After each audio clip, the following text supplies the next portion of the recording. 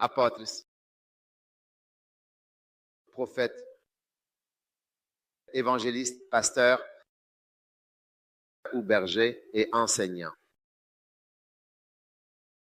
Ce sont les 5 charismes du ministère qui sont des êtres humains. Ensuite, il y a des charismes de ministère qui sont simplement des capacités types, des capacités individuelles autonomes, des capacités qui peuvent exister par elles-mêmes.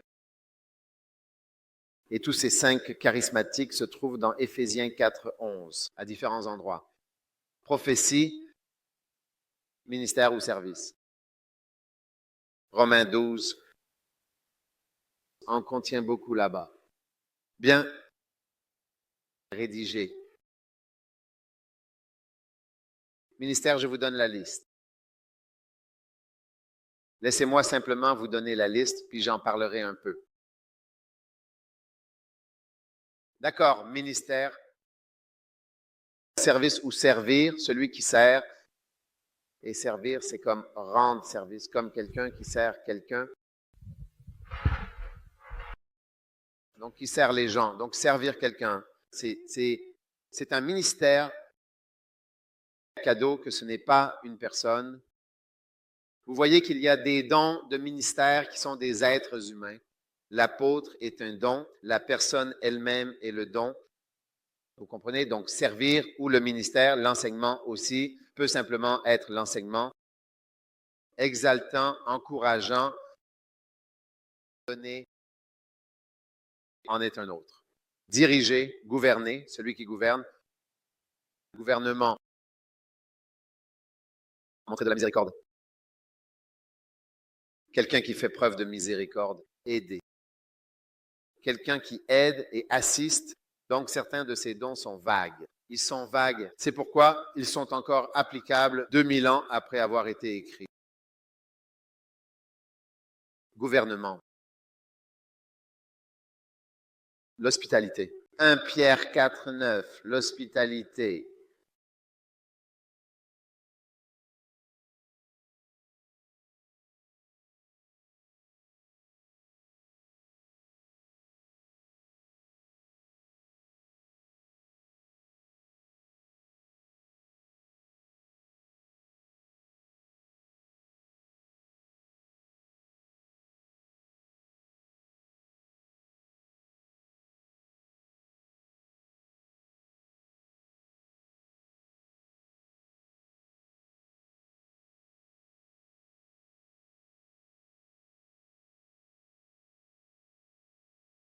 Regardez le téléphone de Pierre. Je vais vous montrer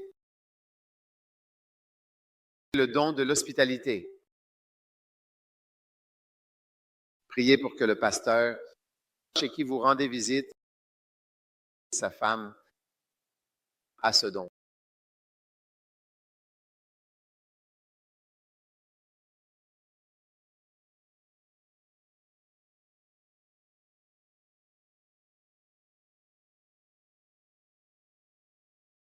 « 1 Pierre chapitre 4, verset 9. Exercez l'hospitalité. Les uns envers les autres, sans murmure. Comme chacun a reçu un don, oui, chacun a reçu un don, qu'il le mette au service des autres, comme de bons intendants de la grâce si diverse de Dieu. N'est-ce pas fantastique? Alors priez pour que la maison où vous allez séjourner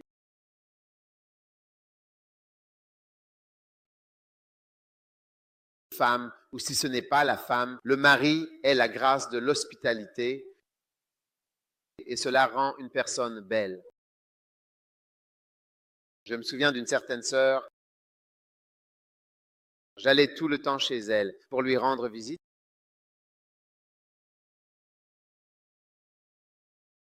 Elle avait un merveilleux don d'hospitalité. Elle s'appelait Edith. Oui.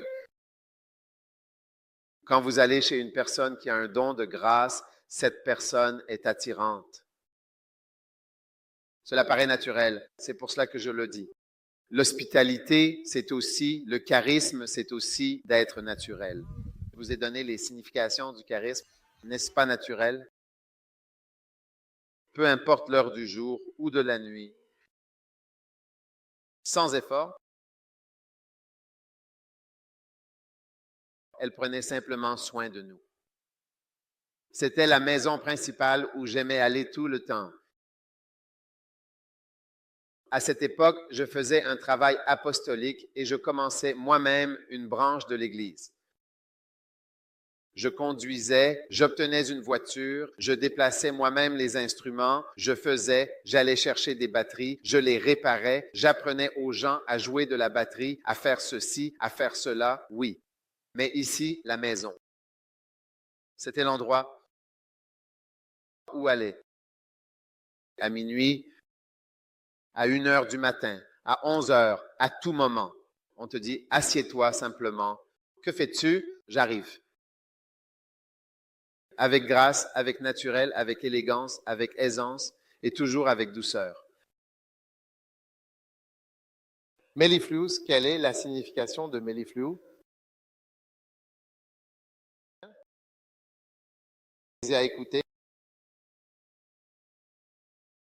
Pas un son dur.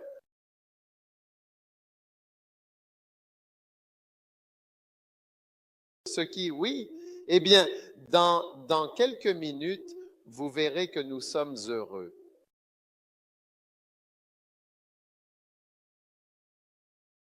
C'est une influence des esprits, ça vient de Dieu, ça vient de Dieu. Et même si maintenant je la vois rarement, je me souviens toujours d'elle pour cela. Oui, toujours. Et quand je suis à cet endroit et qu'elle n'y est pas, je ressens immédiatement son absence. J'ai toujours ressenti son absence. C'est merveilleux, mais tu vas ailleurs. Et il disait, j'ai un congélateur, j'ai du poisson dans le congélateur. Est-ce que je dois le décongeler? Est-ce que je dois décongeler? Je peux faire cuire du riz.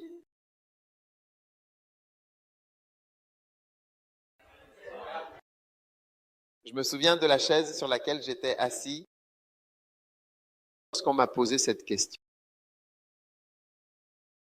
Et je me souviens de l'un des mensonges que j'ai raconté en tant que chrétien qui disait, oh, est-ce que vous avez faim? Décongèle. Sèche, décongèle. Je dis, oh non. Non.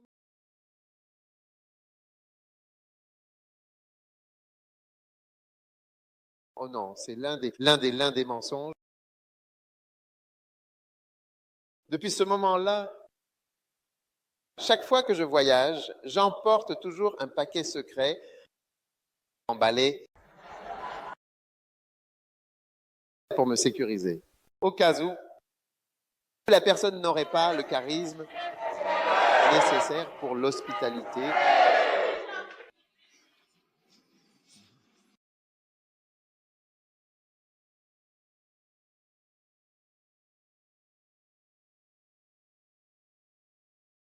Être hospitalier, cela veut dire être généreux envers les invités.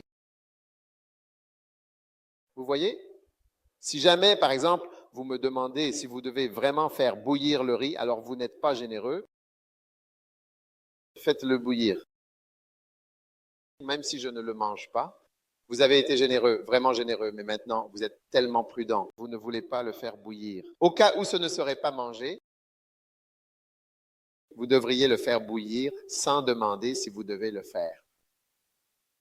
En tant que chrétien né de nouveau, je devrais vous dire à 11 heures, allez attraper un poulet dehors, tuez-le, il court dans la cour. Et si vous marchiez sur un serpent?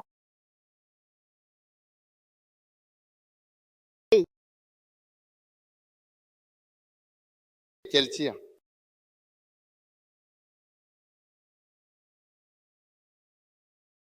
Ah, d'accord, revenons à notre liste.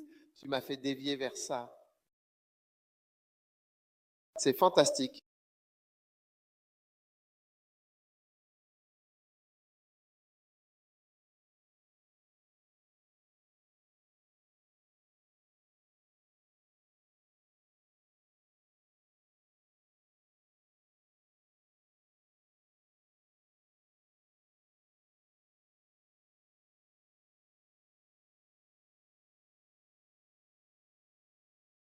Le prochain, je suis chrétien.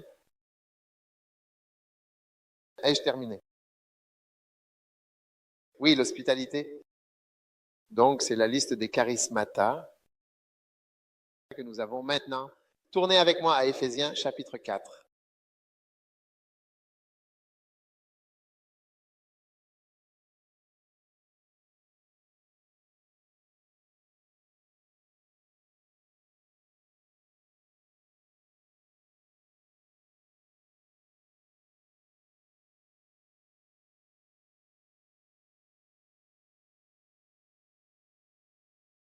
Verset 7.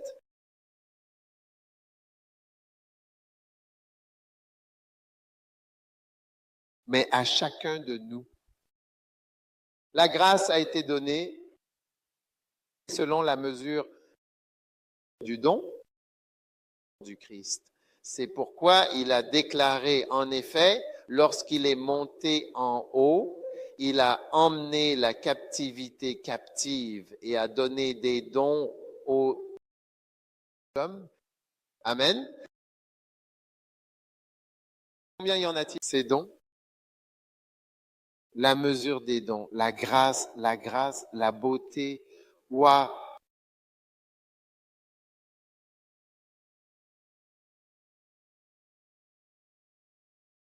Et je vais vous montrer comment trouver ton charisme. Veux-tu découvrir tes charismatas? Oui. Tu veux localiser les charismatas? Oui. Et qui te sont destinés? Oui. D'accord. Lorsqu'il est monté en haut, il a emmené des captifs et a fait des dons aux hommes. S'il est monté, n'est-ce pas qu'il est aussi descendu? Et celui qui est descendu, c'est aussi celui qui est monté au-dessus de tous les cieux afin de remplir toutes choses. Verset 11. Et il a donné les uns comme apôtres, les autres comme prophètes, d'autres comme évangélistes, d'autres comme pasteurs et d'autres comme enseignants. Maintenant, si tu veux faire, écoute attentivement et remarque le verset 11.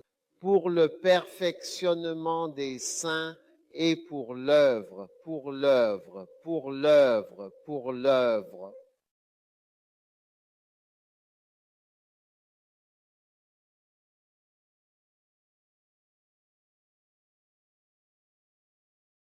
Si tu veux travailler, ce sont les 5 choses qui existent en ce qui concerne précisément le travail, pour l'œuvre du ministère, pour l'édification du corps. Ce sont les 5 branches essentielles et fondamentales du travail. Amen. Amen.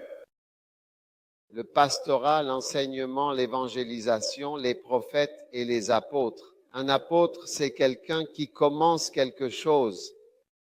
Donc, si tu veux travailler, si tu veux perfectionner les saints et si tu veux édifier le corps du Christ jusqu'à ce que nous parvenions tous à l'unité, jusqu'à ce que nous soyons un homme parfait, alors les 4 grandes branches du ministère sont ces 5 branches. 5 lignes. Vous êtes là? Nous sommes là. Donc, pour aller plus haut, il faut travailler dans l'une de ces 5 branches, c'est-à-dire s'impliquer davantage et persévérer dans l'un de ces domaines pour pouvoir progresser. L'apostolique c'est, tu sais, les gens utilisent la main pour l'expliquer. L'apôtre, c'est le pouce. Il peut tout faire. Il peut toucher, oui, tous les autres dons. Le prophète, c'est le 2e doigt. Il te montre du doigt de façon très claire et il dit, toi, tu vis dans le péché. Toi, voici ce qui t'arrive. Le 3e doigt, c'est l'évangéliste. C'est le plus long. Il va loin. Ensuite, celui-ci, c'est l'annulaire pour le mariage. Hey. Wow. C'est le pasteur, le gentil. Et voici l'enseignant.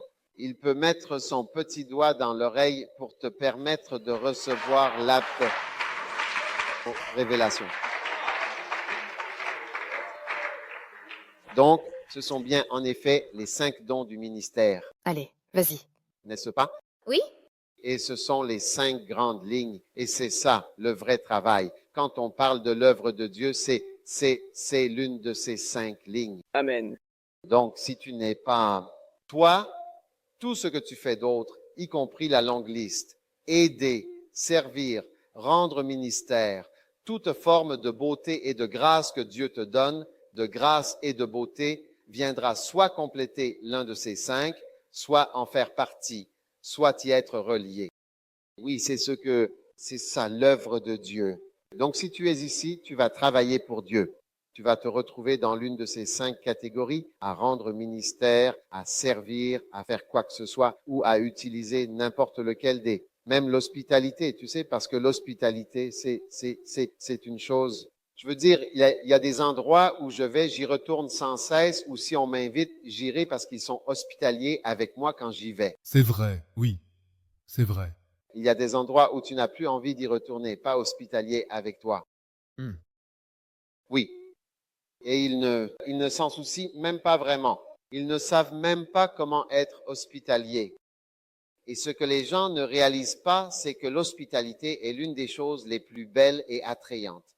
Donc, quand on parle aux dames et qu'on parle aux filles ghanéennes, vous avez perdu la capacité même de cuisiner. Tu sais? Et même la capacité de préparer de la nourriture sans effort. C'est difficile pour toi. Oui, c'est difficile pour toi d'utiliser un cuiseur à riz.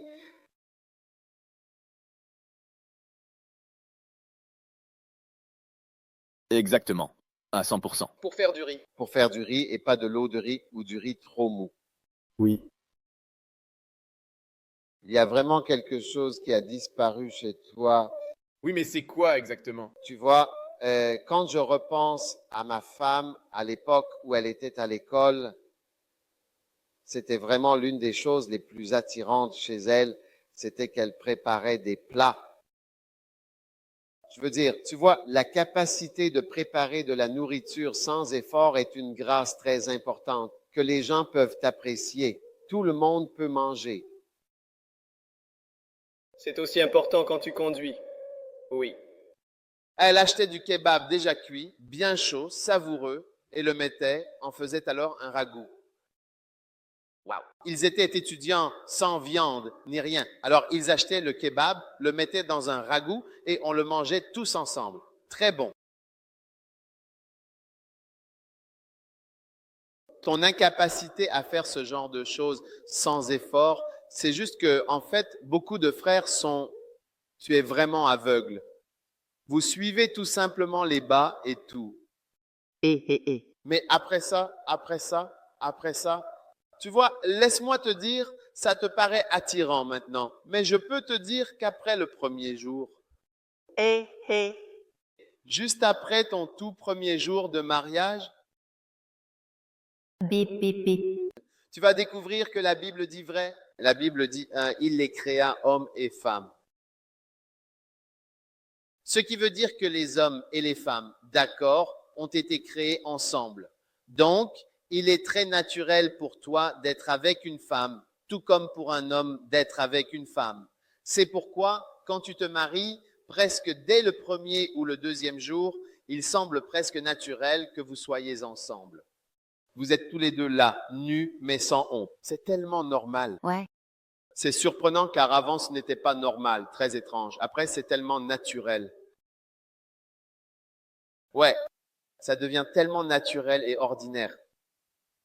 Pour ceux d'entre vous qui êtes mariés, est-ce vrai ou pas? Non, ce n'est pas vrai.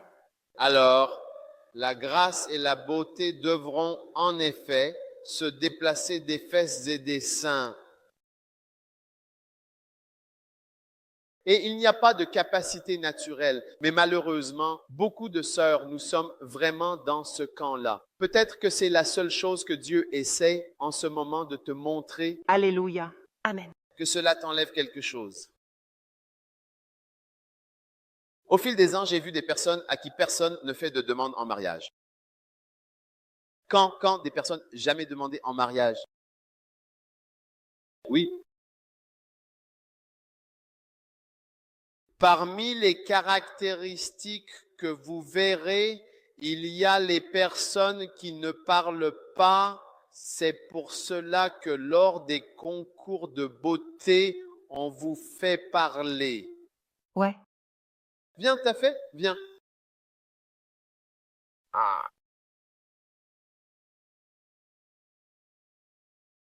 Qu'est-ce qu'ils ont? Qu'est-ce qu'ils ont? Ils t'ont fait marcher d'abord? Ils t'ont fait marcher Et merci. pour montrer à quel point tu étais belle, non? Ils t'ont mesuré? Ils t'ont mesuré? Non. Ils ne... Ils ont quelques mensurations vitales, comme la taille. Il ne faut pas qu'elle soit trop grosse ni trop petite. C'est essentiellement ça. Comment? Et après ça, ils t'ont fait parler? Oui, SVP. On t'a demandé quoi? Tu veux dire pour les auditions ou pour le concours? Ils posent des questions? D'accord. Pour la finale. La finale. finale, d'accord. Pour le premier tour des questions, les questions étaient mises dans un panier et ensuite tu piochais. Ma question était les femmes sont plus corrompues que les hommes. Hey, hey.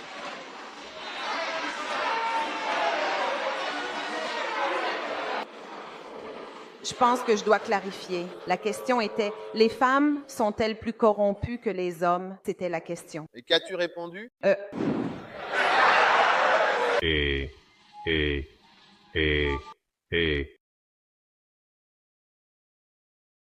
J'ai dit, je ne dirais pas que les femmes sont plus corrompues que les hommes, ni que les hommes sont plus corrompus que les femmes.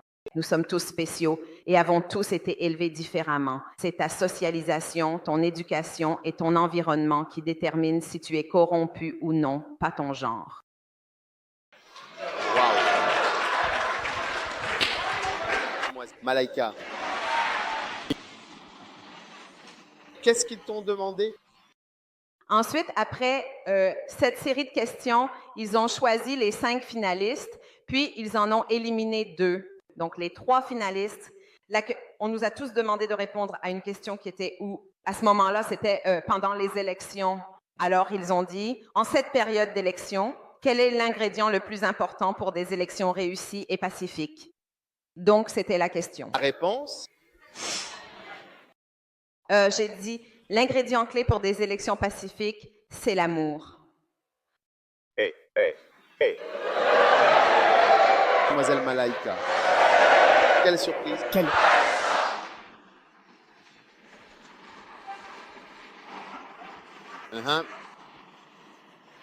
C'est l'amour. Et qu'as-tu dit d'autre? J'ai dit, l'amour est le seul ingrédient nécessaire parce qu'avec l'amour, on apprend à tolérer l'autre. Avec l'amour, on se rend compte que si quelqu'un n'est pas dans un parti particulier, on voit quand même cette personne comme un frère, comme un membre ou comme un membre du pays, comme un Ghanéen. Donc, il n'y a que l'amour qui peut t'aider à voir au-delà des défauts d'une personne et à l'accepter. Et c'est cela qui empêchera les fausses sangs. Mademoiselle Malaika. Oui, Malaika.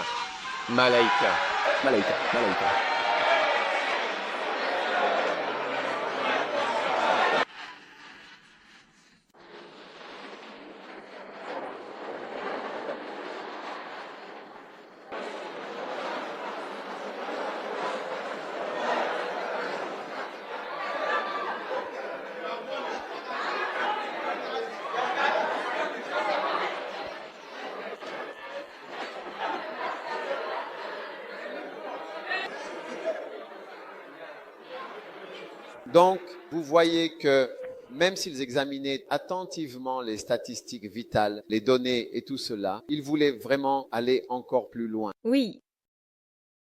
Ils voulaient vraiment aller un peu plus loin pour voir s'il y avait autre chose derrière. Donc, c'est ce qu'il faut. Parler multiplie ta beauté. Et c'est pour cela qu'ils le font lors des concours de beauté. Et puis, troisièmement, l'hospitalité. Merci ma chère. L'hospitalité, tu sais, multiplie aussi ton attractivité. Donc, lorsque les gens peuvent se sentir à l'aise, vraiment à l'aise autour de toi. Wow. Oui, même pouvoir discuter avec toi, parler avec toi, se sentir détendu et comme chez soi. Mais quand je partage ces choses et que je dis, fille du Ghana, que vous reste-t-il? Vous pensez que je dis juste quelque chose vous voulez que je dise garçon du Ghana. Au lieu de penser à toi-même, tu veux maintenant que j'amène les filles du Ghana pour équilibrer garçons et filles du Ghana. Oh. tu penses à la revanche au lieu d'analyser à quel point c'est vrai. Tu penses à la revanche.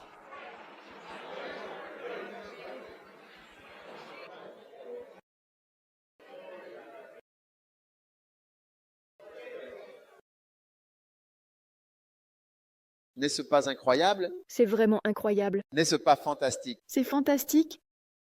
Donc, tu dois ajouter toutes ces choses merveilleuses. Il faut que tu ajoutes ces choses qui sont vraiment merveilleuses. Toutes ces choses dont on parle ici, tu dois les inclure. Ajouter ces... Tu sais, ils fonctionnent tous dans l'un des 5 ministères.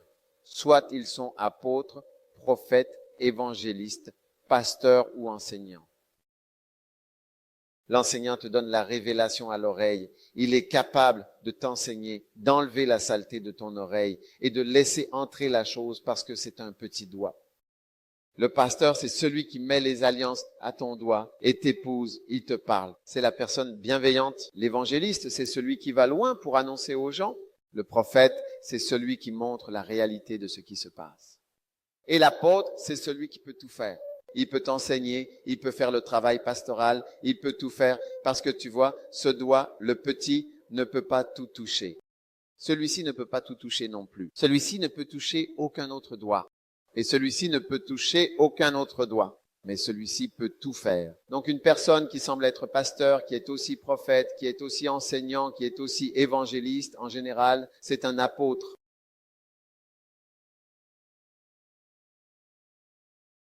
Comprenez-vous la parole de Dieu? Oui. Oui. Donc Jésus a été appelé apôtre, Paul a été appelé apôtre.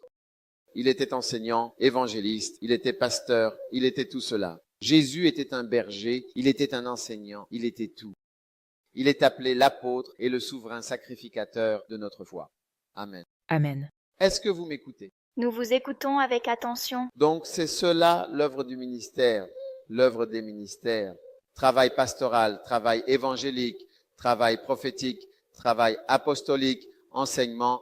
Voilà, c'est cela précisément l'œuvre du ministère.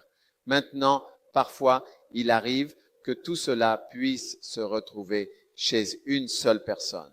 En effet, tout ce qu'il faut pour être pasteur peut parfois se trouver réuni en une seule personne. Prendre soin, diriger, enseigner, nourrir, aimer. Mais bien souvent, les gens ne reçoivent pas tous les dons.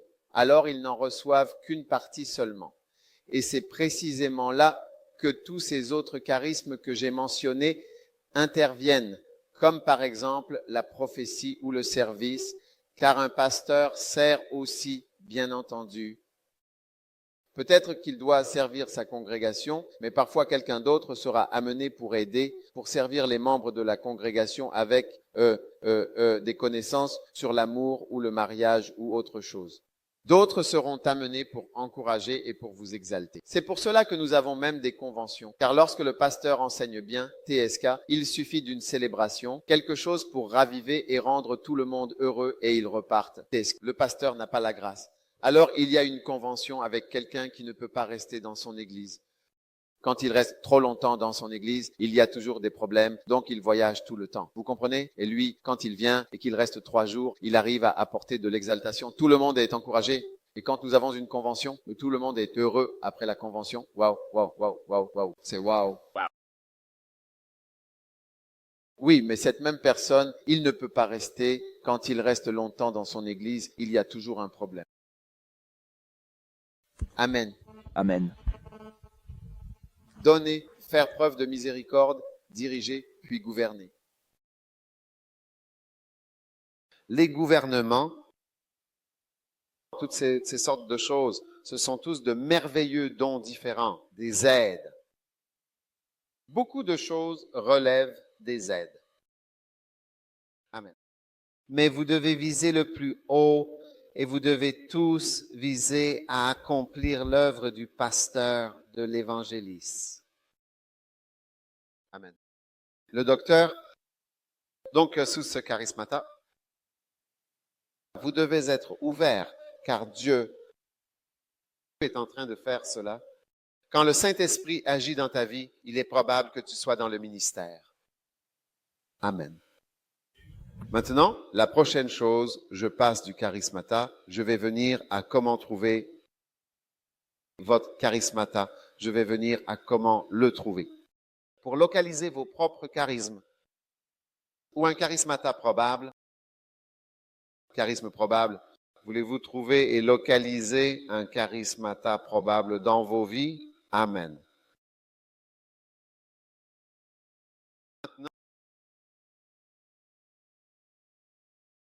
La douce et bienveillante influence profondément inspirante et subtile du Saint-Esprit sur votre destinée pastorale.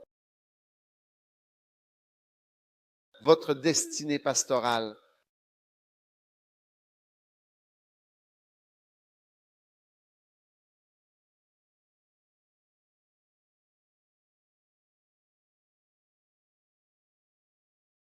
Maintenant, lorsque le Saint-Esprit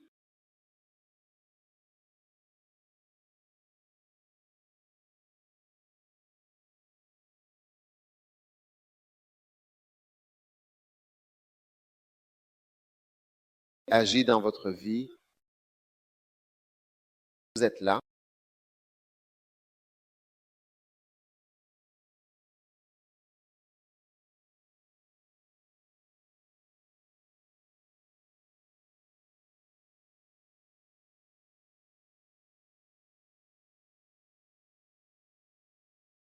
Ne soyez pas surpris en devenant pasteur.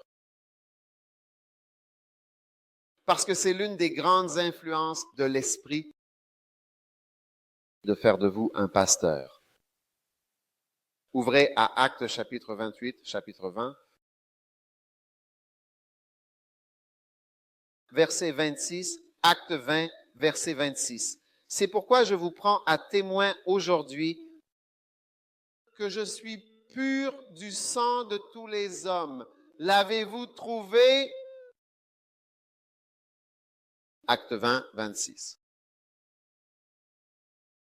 L'influence puissante du Saint-Esprit sur votre destinée. Destin?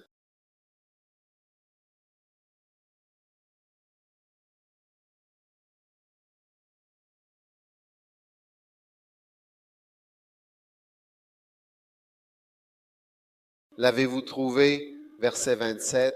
Car je ne me suis pas retenu de vous annoncer tout le dessein de Dieu. Prenez donc garde à vous-même et à tout le troupeau sur lequel le Saint-Esprit vous a établi surveillant. Le Saint-Esprit vous a établi surveillant. C'est ce que le Saint-Esprit a fait. Lorsque tu es venu sous son influence, il t'a transformé en surveillant du troupeau. Oui, je te le dis, si tu restes vraiment sous l'influence du Saint-Esprit, oui, sous son influence. J'ai dit que l'influence de l'Esprit sur ta destinée pastorale, c'est comme si tu étais fait pasteur. Oui, tu es destiné à ce sur quoi le Saint-Esprit t'a établi à surveiller. Personne ne peut te faire savoir que c'est le Saint-Esprit. Faites votre perte, surveillez, surveille. Lorsque tu te retrouves à surveiller le troupeau, c'est quelque chose qui est devenu grâce à la douce influence de l'Esprit. Suis-je devenu pasteur? Est-ce que quelqu'un m'a déjà appelé pour me dire, tu es pasteur? Non. J'ai commencé à surveiller. Donc, surveiller signifie que tu te lèves et qu'ensuite on te voit au-dessus. Combien d'entre vous réalisent que vous commencez à vous lever pour voir au-dessus? Au-dessus, au-dessus, au-dessus, au-dessus, au-dessus, au-dessus? C'est pourquoi quelqu'un dit que si tu es éclairé, tu peux devenir pasteur. Tout le monde ne va pas devenir pasteur dans l'Église. Mais tu vois que certaines personnes, elles sont sous la douce influence de l'Esprit. Et tu vois qu'elles semblent être surveillées. Oui, tu vois cela comme l'influenceur. Tu observes simplement les gens pendant qu'ils se laissent porter par l'Esprit, qu'ils se laissent porter par le Saint-Esprit et qu'il se laisse porter par Dieu. Il s'élève progressivement et commence à surveiller. Il commence à surveiller le troupeau. Pour voir le sol, non, personne n'a même besoin de t'appeler. D'ailleurs, personne n'a même besoin de t'appeler pasteur. Tu vois que tu es en train de te lever et que tu supervises le sol.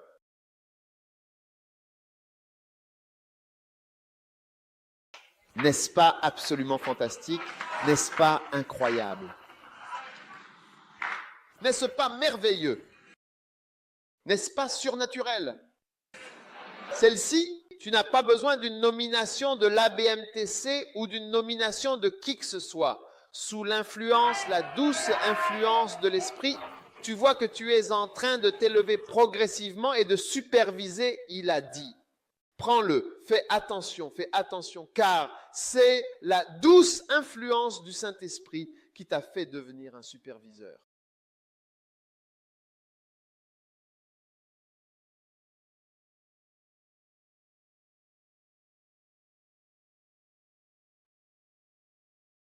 Ce n'est pas une étape. Il n'y a pas d'étape pour devenir un Novasia. Il n'y a rien de tel. Je t'informe de quelque chose qui se produit sous l'influence de l'esprit. Peut-être que sous l'influence de Bill Gates, de Steve Jobs et d'autres athlètes, tu deviens un homme d'affaires. Tu comprends? Tu deviens un haut dirigeant. Tu deviens millionnaire. Tu deviens ceci. Tu deviens cela. Mais sous l'influence de l'esprit, le Saint-Esprit. Tu t'en es à peine rendu compte. Tu es devenu superviseur du peuple. Comment suis-je devenu superviseur? Comment suis-je devenu superviseur? À l'école, à Chimota, je suis devenu un superviseur. C'était l'influence du Saint-Esprit.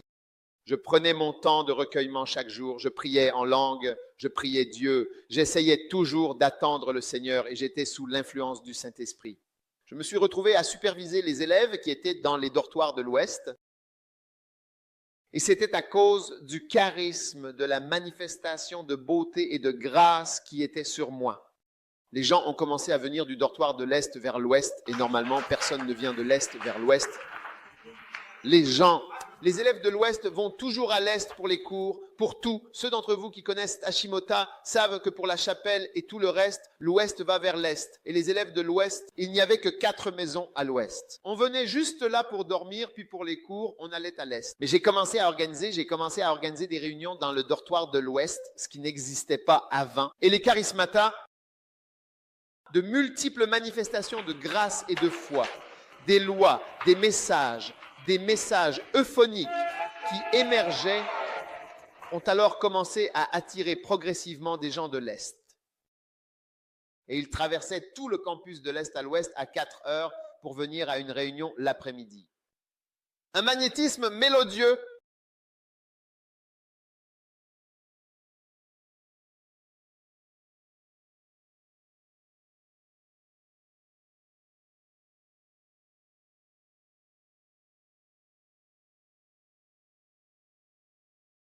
N'est-ce pas fantastique?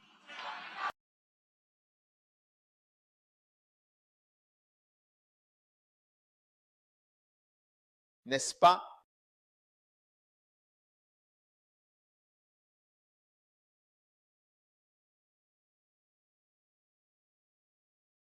Un autre sens du mot charisme en français est rythmique.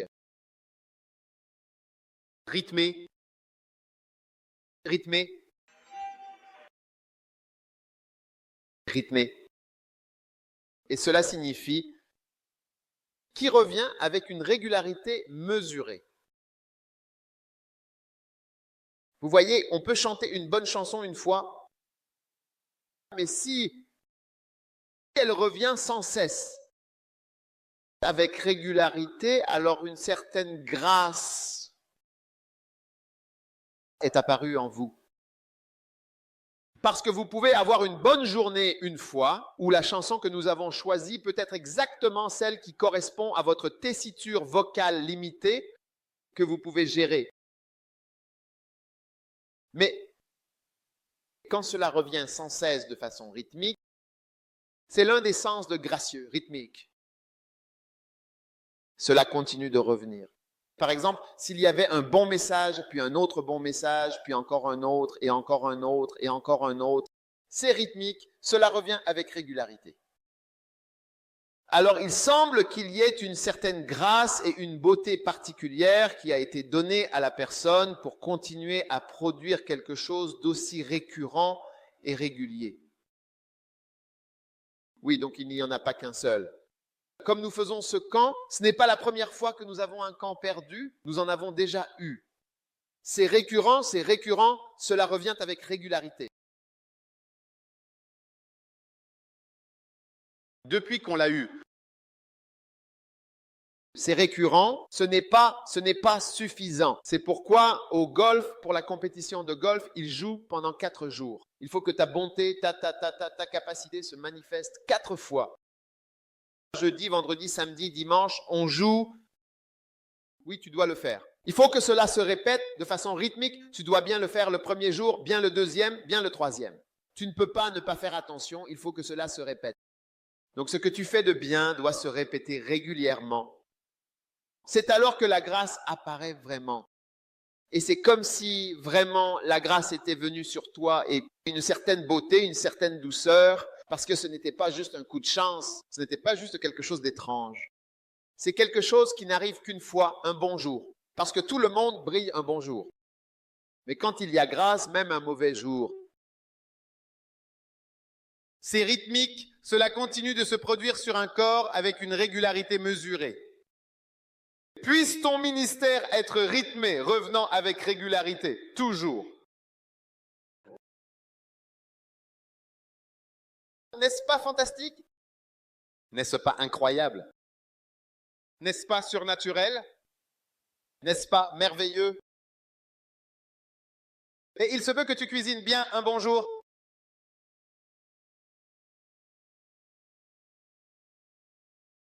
Un jour, la cuisine peut vraiment réussir.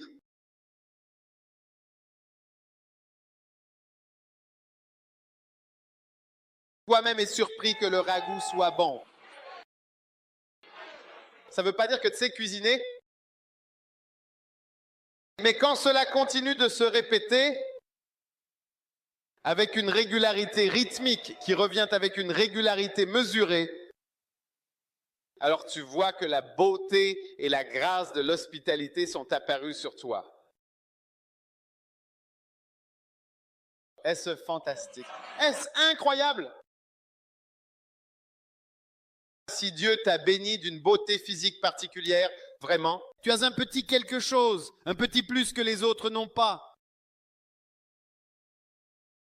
Même un mauvais jour, tu auras bonne mine. Mais il y a. Chaque mariée est belle le jour de son mariage, car c'est un bon jour. C'est un jour spécial. Si elle est trop mince, on la fera paraître un peu plus ronde. On mettra des coussins à différents endroits, on arrangera différentes parties.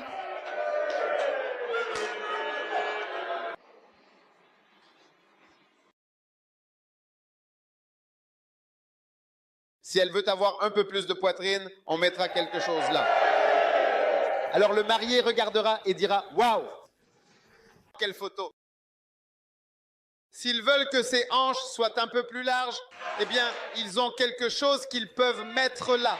Ça va se balancer comme ça. Waouh! Mais tout n'est pas réel.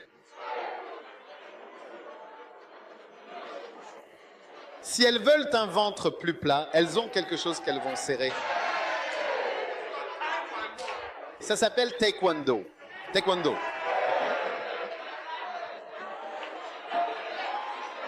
C'est un bon jour pour elles. Taekwondo.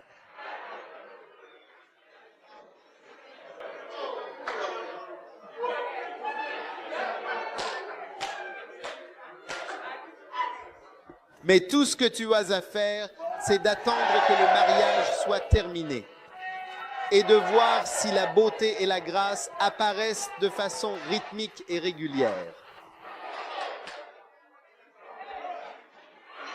Quand elle est à la maison et qu'il n'y a plus de taekwondo. Taekwondo. Taekwondo. C'est pourquoi il faut être en couple pendant longtemps, pour voir si la gentillesse revient régulièrement, au fil du temps, encore et encore. et si elle s'assoit joliment, régulièrement, ou si ça ne vient qu'une fois, est-ce que c'est rythmique? Ou seulement quand elle voit que tu es en train de courir? Oh, bonjour!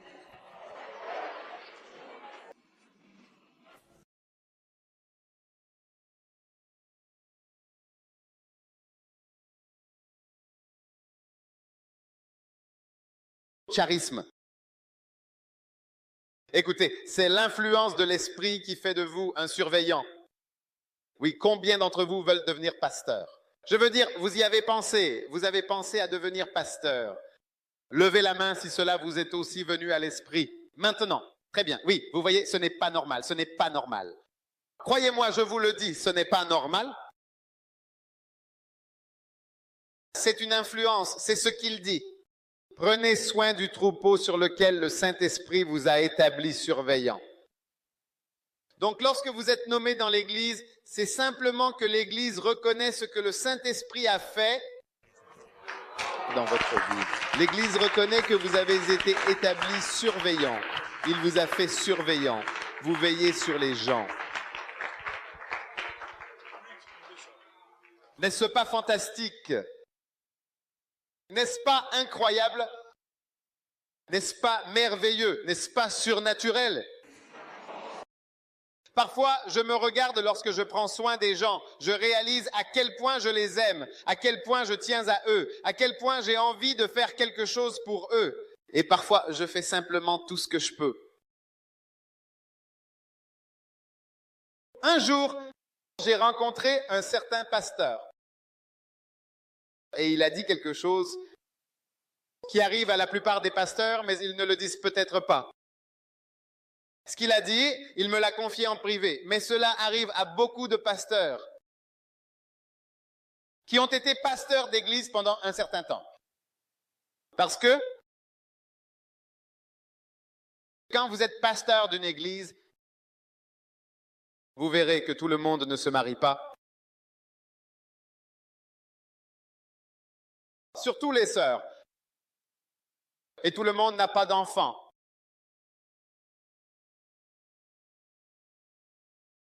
Alors, lorsque j'ai parlé à ce pasteur, il me parlait de son église et des différentes situations dans l'église. Puis il a dit, évêque, vous savez, je ne sais pas si j'étais déjà évêque à l'époque, car c'était il y a de nombreuses années.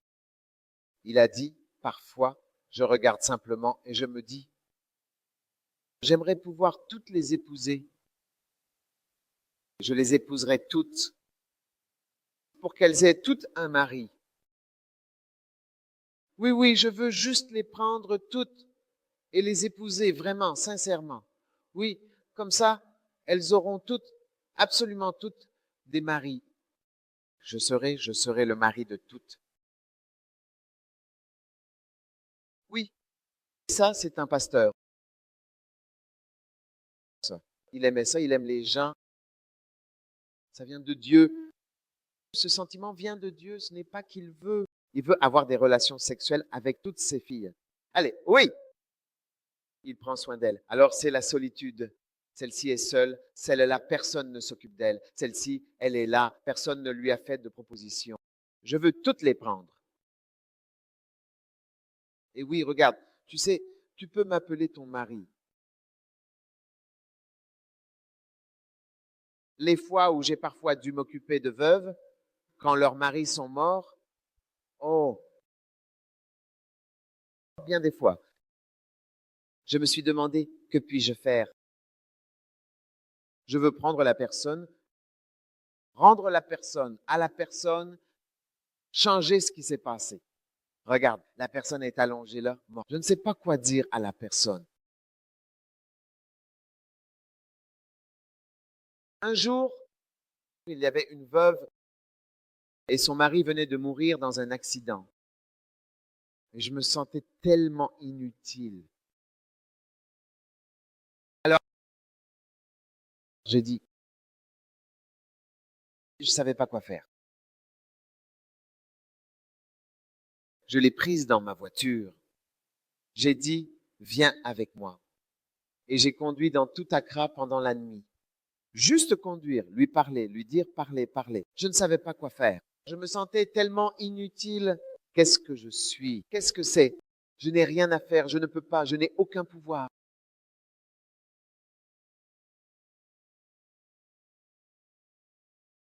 Je ne savais pas quoi dire, quoi faire. Mais tu vois, c'est le pasteur. J'ai ma femme chez moi, je suis heureux. Rire crépitant, j'allume la télé, je regarde Métro TV, TV3, ça va, je suis. Ça va, ça va. Mais j'étais tellement triste, tellement. Le temps a passé. Un jour, elle est venue dire merci pourquoi. Parce que j'étais en colère contre moi-même de ne pas avoir pu lui rendre son mari. Puis, un autre, le mari de ma sœur, est également décédé subitement. Alors, une fois de plus, cette veuve était avec moi, était assise avec moi. Puis, j'ai vu cette autre personne que j'avais emmenée partout en conduisant à se battre, se battre, se battre, se battre, se battre. Même à cause de ça, il y a une chanson en particulier que je n'aime pas écouter parce que je passais cette chanson dans ma voiture. Et elle est passée quand elle a demandé, mais j'ai dit, viens, et elle est venue pour dire cela. Alors j'ai dit, ça, ce qui est arrivé, ce qui vient d'arriver à cette sœur, j'ai dit, viens, assieds-toi, assieds-toi. J'ai passé mes bras autour d'elle comme ça. Et je parlais, et j'ai dit, qu'est-ce qui t'est arrivé? Qu'est-ce qui lui est arrivé?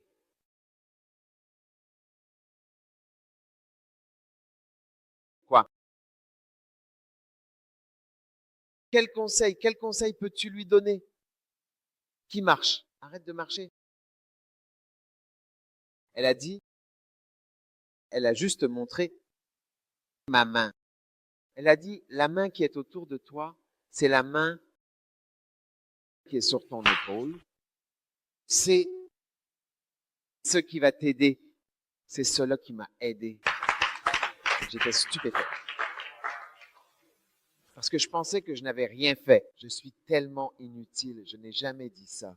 La main qui est autour de ton épaule, c'est cela qui m'a aidé. J'étais stupéfait. Oui, tu vois, les gens ne connaissent pas l'importance d'un pasteur. La Bible ne dit pas que les brebis sont dispersées parce qu'il n'y a pas de prophète. Il a dit, les brebis sont dispersées parce qu'il n'y a pas de berger. Oui, il n'y a pas de pasteur. Oui, est-ce que tu m'écoutes? C'est quelque chose de surnaturel. C'est le Saint-Esprit qui fait des gens des surveillants. Ce n'est pas naturel parce que ta famille, c'est toi, ta femme, 1, 2, 3.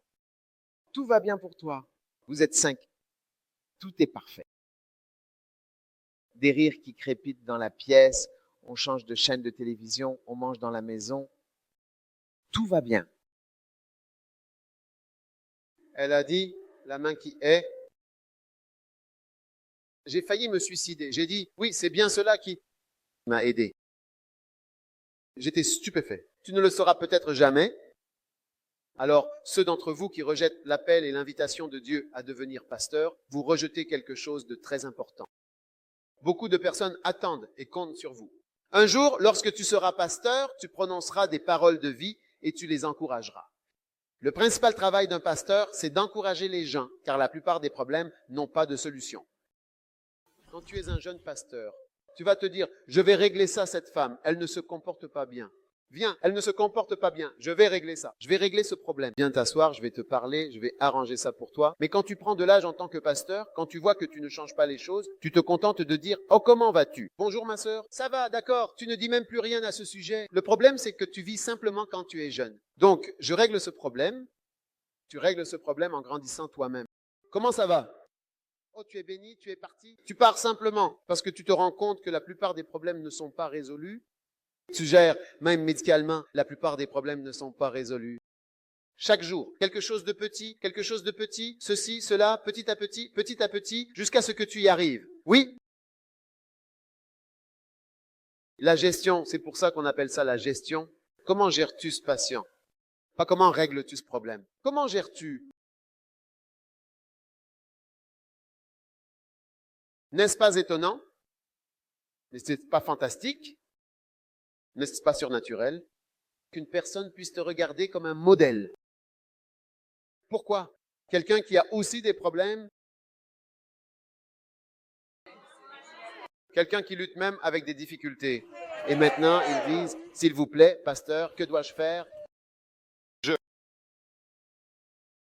C'est le Saint-Esprit qui peut faire de toi un surveillant pour veiller sur leur vie. Amen. Asseyez-vous.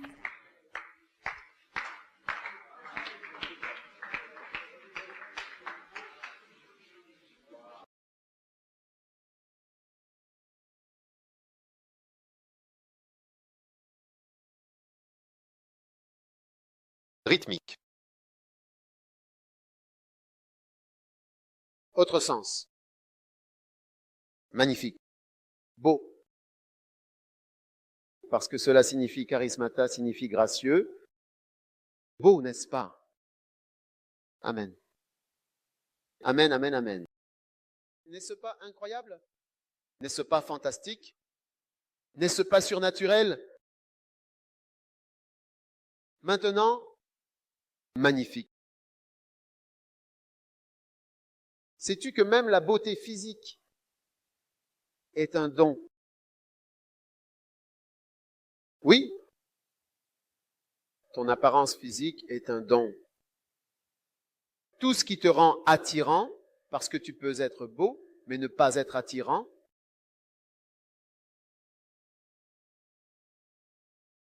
ce ne sont pas les filles les plus belles qui se marient, car l'attractivité est composée de plus que la beauté physique. Mais la beauté physique est aussi un don. Et la plupart des gens font mauvais usage de la beauté physique. La plupart des filles très belles, qui sont frappantes, ont été frappées. Oui. Dois-je le répéter? La plupart des filles très belles, qui sont frappantes, ont été frappées.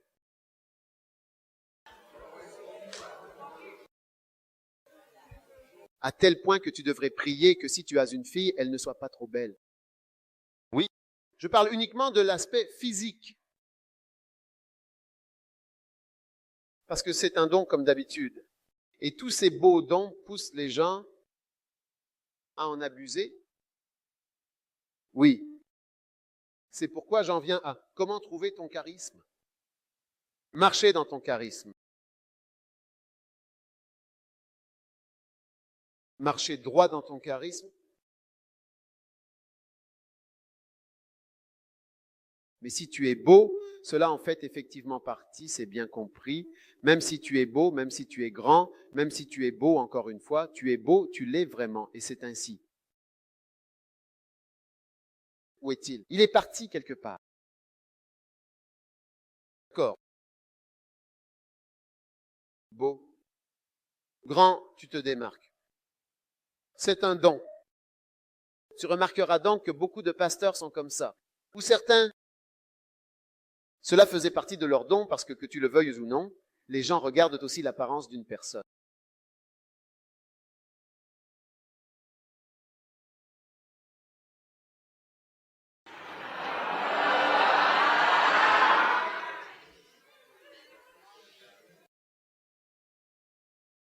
Alors, mesdames, votre beauté fait véritablement partie de ces choses si complexes que Dieu vous a données. Je vous le dis, oui. Et c'est à vous de voir comment vous allez l'utiliser, mais la plupart en abusent. La plupart des gens à qui l'on donne le don de chanter l'emmènent dans le monde. On leur donne la beauté, ils l'emmènent dans le monde. Oui, il est rare de trouver une belle fille non convoitée.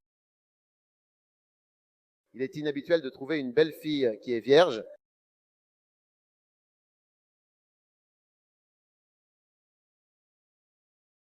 En fait,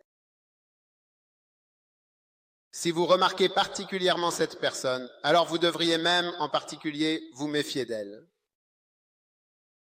Parce que ce qui vous attire a aussi attiré beaucoup d'autres.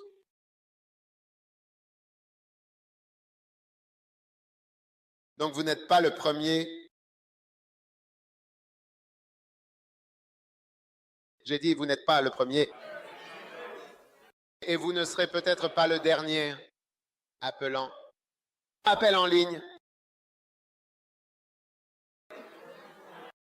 Belle fille. Est-ce vrai? Y a-t-il une belle fille qui veut témoigner? C'est vrai.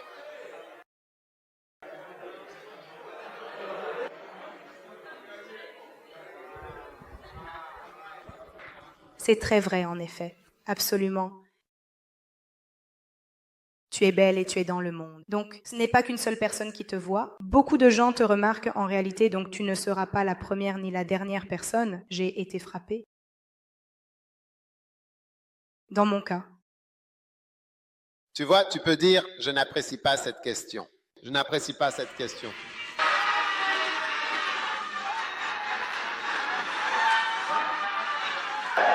Et tu peux aussi dire, je ne pense pas vouloir parler de ça. Il y a différentes façons de répondre à la question. Oui, mais elle ne veut peut-être pas sortir de l'ombre ici. Peut-être qu'elle lui posera la question en privé. Mais sens-toi libre. Réponds, je t'ai donné plusieurs...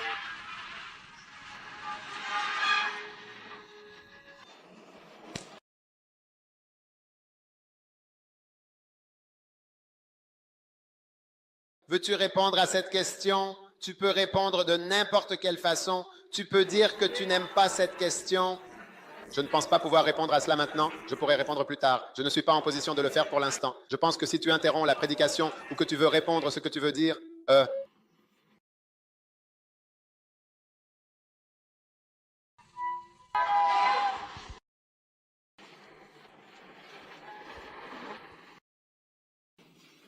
C'est d'accord dans mon cas, ça va. Dans mon cas, ce n'était pas seulement des gens de l'extérieur. En fait, il y avait mon cousin.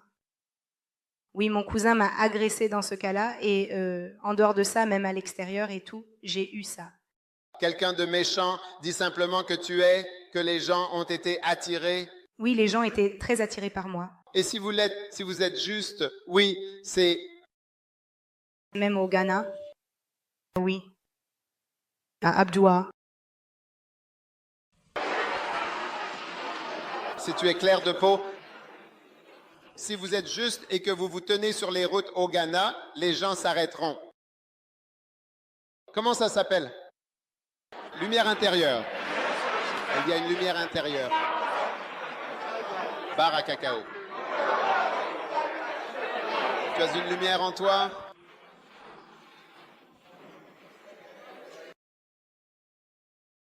Fini de répondre à sa question? Hein? Oui, je devrais finir. Alors, ce qui t'a frappé d'autres?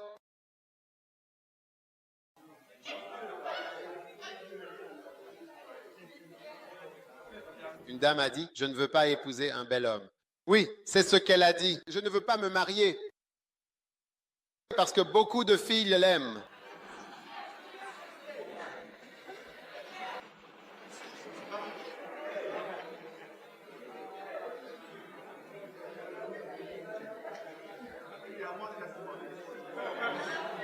Voilà d'autres témoignages.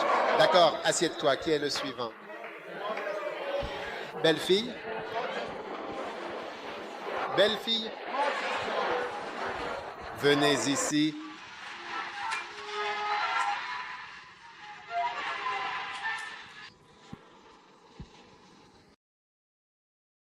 Oui, je me souviens quand j'étais sur le campus, un jour je marchais, je suis allée à un endroit appelé Science Market et j'y suis allée pour acheter quelque chose. Et je marchais vers l'amphithéâtre. J'ai rencontré un certain gars.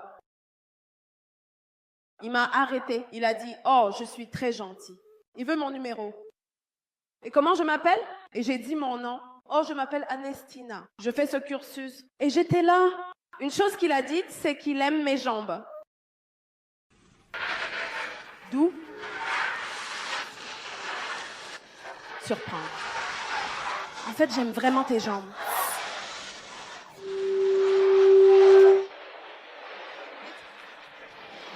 C'était fou. Tu étais étonné. J'étais étonnée. Et une autre fois aussi. Une autre fois, quelqu'un cherchait son chemin vers un endroit et je marchais au bord de la route. Lui et un autre homme étaient assis à l'avant. Il m'a dit « oh, je cherche cet endroit. J'ai dit, oh, Kwame Nkrumah est de ce côté, ce n'est pas la bonne route, faites demi-tour. Il m'a dit, oh, j'aime ta voix.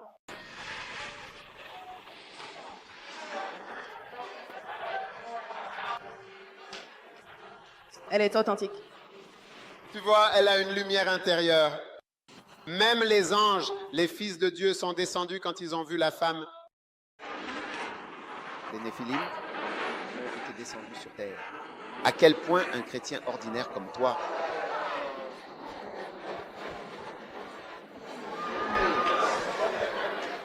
Oui, y a-t-il autre chose de beau? Donne-tu un témoignage? Évêque, je viens de me souvenir, je me rappelle qu'après l'école, après le lycée, je suis allée à un camp. J'étais à Calvary Road et puis quelqu'un est juste venu me donner un numéro. Et quand j'ai appelé le numéro après être venu, c'était un pasteur qui voulait m'épouser. Il m'a dit qu'il voulait m'épouser. Et je ne savais pas qui m'avait donné le numéro. Et j'étais très surprise. Donc c'est vraiment arrivé. Donc tu dis que le don d'attirer, ce don-là, a vraiment bel et bien été donné quelque part. Alors si tu ne l'utilises pas avec précaution, avant même de t'en rendre compte, tu as tout gâché. Tu chantes, chansons sexy, dansantes et autres. Tu fais un mauvais usage de ce don. Et peut-être que ton beau visage t'a été donné pour que tu chantes de belles chansons, pour que tu fasses ceci, peut-être que tu es destiné à quelqu'un, tu es présenté à quelqu'un. Et au moment où la personne t'a... Beaucoup de gens, as-tu déjà vu une pomme? Beaucoup de gens ont croqué dedans un morceau ici, un morceau là, un morceau ici, un morceau là. Alors, la pomme qui est donnée à l'homme, regarde-la. Tellement de morsures. Elle est devenue brune.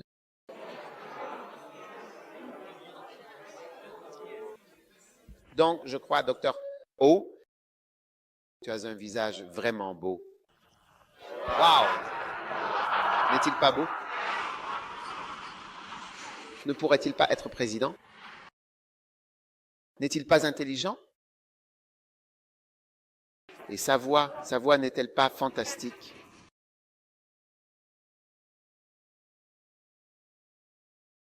Il est docteur, évêque, doctorat, master, tout. Spécialiste en radiologie, tout cela. Et il utilisait toutes ces choses pour développer le département de radiologie de l'hôpital universitaire de Kolebu.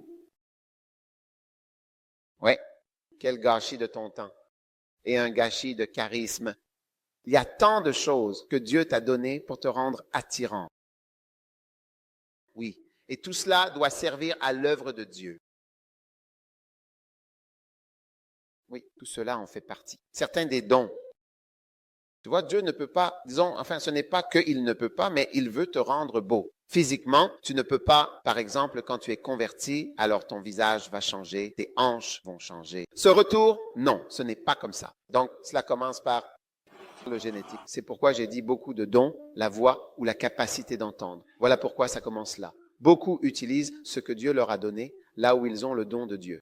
Cela faisait partie de l'appel, c'est avant ta naissance, un pré-test pour la connaissance. C'est un plan, comme un plan. Donc en réalité, toute intelligence, toute capacité de leadership, toute compétence, tout est un don de Dieu.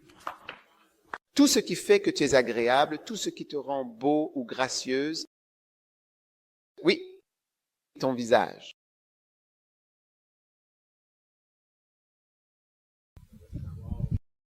Un jour, j'ai regardé un film. Dans ce film, il y avait une certaine maison. Dans cette maison, il y avait certaines femmes. Et ces femmes, toutes étaient des prostituées. C'était le travail qu'elles faisaient. En réalité, elles étaient bel et bien des prostituées. Puis, un certain homme est venu et il en a choisi une parmi elles et il a dit, « Je te veux. » Alors il a choisi l'une des femmes et il est allé dans la chambre avec elle. Quand il était dans la chambre, C'était une femme expérimentée, une vétérane, sexiste. Donc, quand l'homme a commencé à faire exactement ce pourquoi il était là, sans hésiter, elle a commencé à se moquer de lui. Elle a fait une remarque et elle a commencé à rire de lui. Moedato, ça ressemble à un petit garçon ou à je ne sais quoi. Oui, pas de visage ou peu importe. Alors elle s'est moquée de lui, elle a ri de lui. Et quand elle a ri de lui, l'homme s'est mis en colère et il a pris un couteau et il a commencé à se battre, à frapper la femme. Et quand il a pris le couteau, il lui a entaillé le visage comme ça.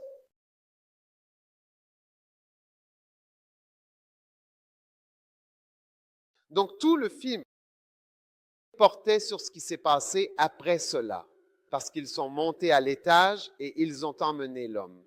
Il a mis ses vêtements et il est parti. Il s'ennuyait beaucoup.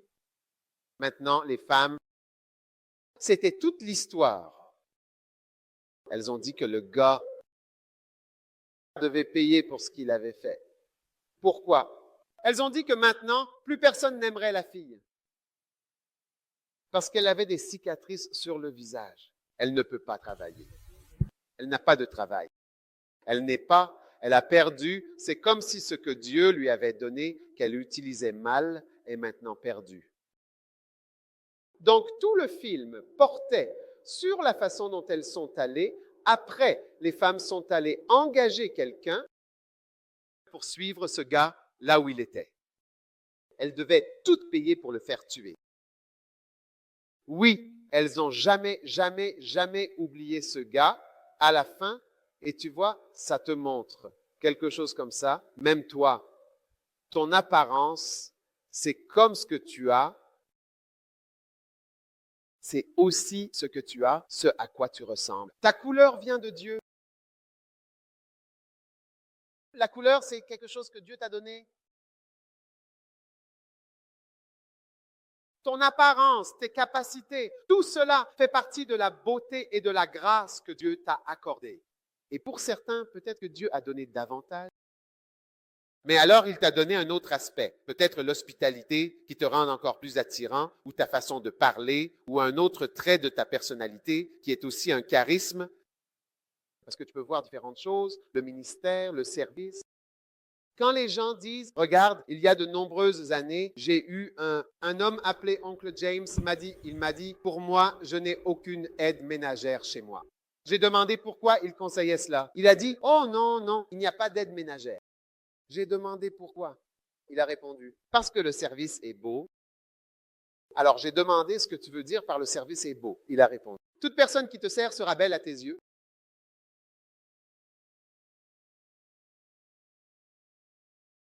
Toute personne qui te sert sera agréable pour toi, parce que le service est beau. C'est quelque chose de beau. C'est pourquoi je dis, lui, que le ministère fait partie du charisme. C'est cité comme l'une des manifestations de la grâce et de la beauté, servir. Oui, c'est pour cela que beaucoup de gens épousent des infirmières. Parce que toute personne qui te bénit et te sert, tu vas aimer cette personne. Tu vas aimer cette personne. Oui. C'est vraiment oui. Le service est beau. C'est ce qu'il m'a dit, le service est beau. Donc, peut-être que tu n'as pas forcément ce visage-là, mais tu as la capacité de servir ou la capacité de faire quelque chose. C'est aussi parce que tu vois la beauté. C'est pourquoi notre Miss Malika disait qu'il ne regardait pas seulement la tête. Les mesures des hanches, c'est tout ça. Il regardait aussi ce qu'il y avait en elle, comment elle pensait, comment elle parlait, ses réponses, son intelligence. Tout cela s'additionne à la beauté et au « et ». J'utilise le mot beauté, non pas que je ne sache pas que j'utilise le mot beauté, mais en termes de beauté, vous comprenez que c'est de la beauté. Excusez-moi s'il vous plaît, laissez-moi utiliser mon mot librement.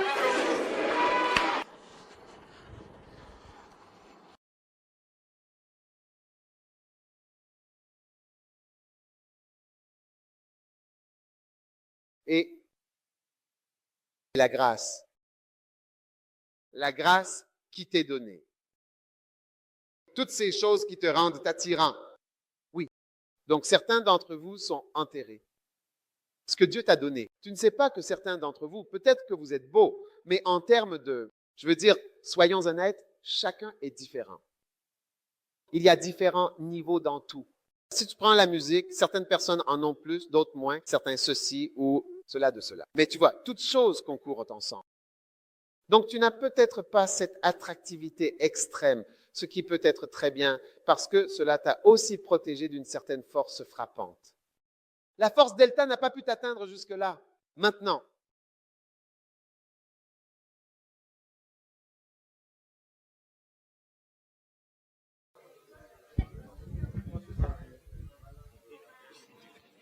c'est là où tu rentres chez toi.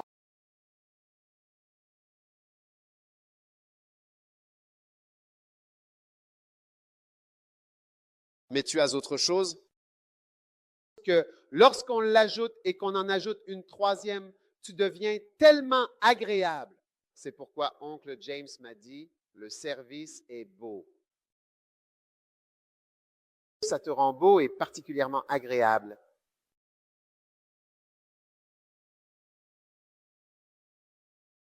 C'est vrai. Quant à moi, je dirais que Dieu, peu importe, le Dieu charismatique te donne à toi qui sers.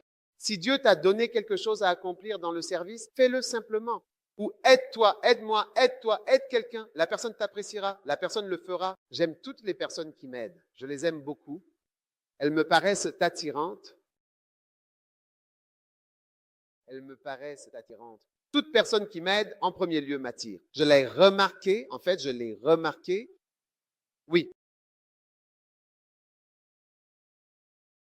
Le fait que tu ne fasses absolument rien pour moi enlève d'une certaine manière une certaine quantité d'attirance.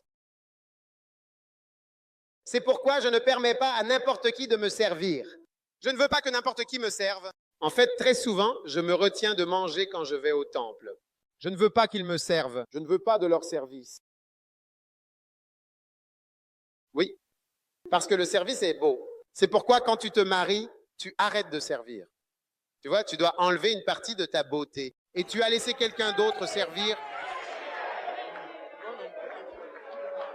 Tu as laissé à quelqu'un d'autre le soin de servir. Pendant que tu es là, c'est comme si tu ne faisais rien. Quelqu'un doit cuisiner, quelqu'un doit servir. C'est comme si toi, tu t'étais détaché.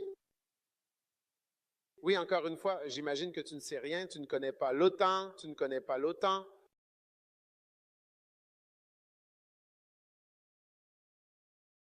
Que reste-t-il de toi? Que reste-t-il de ton attrait?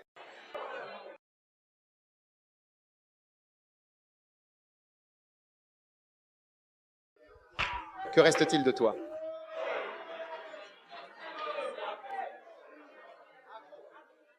Que reste-t-il de toi? Que reste-t-il de toi?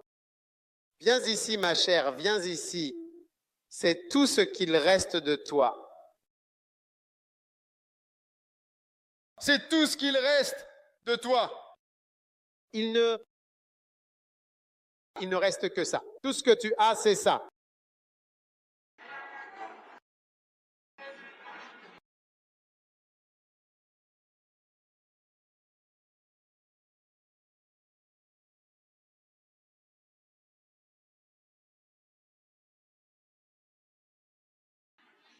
Il reste de toi.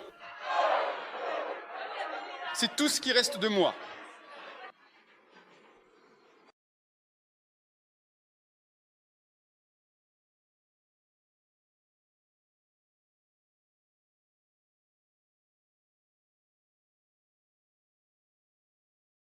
Maintenant, en ce moment.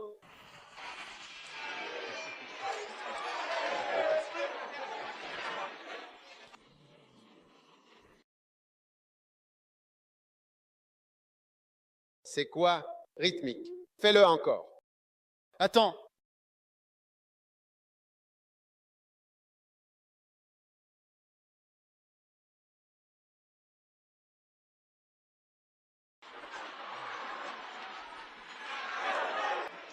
Régularité. Rythmique.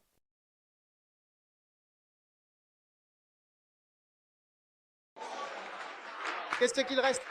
Seulement ça. Et après l'avoir vu 100 fois,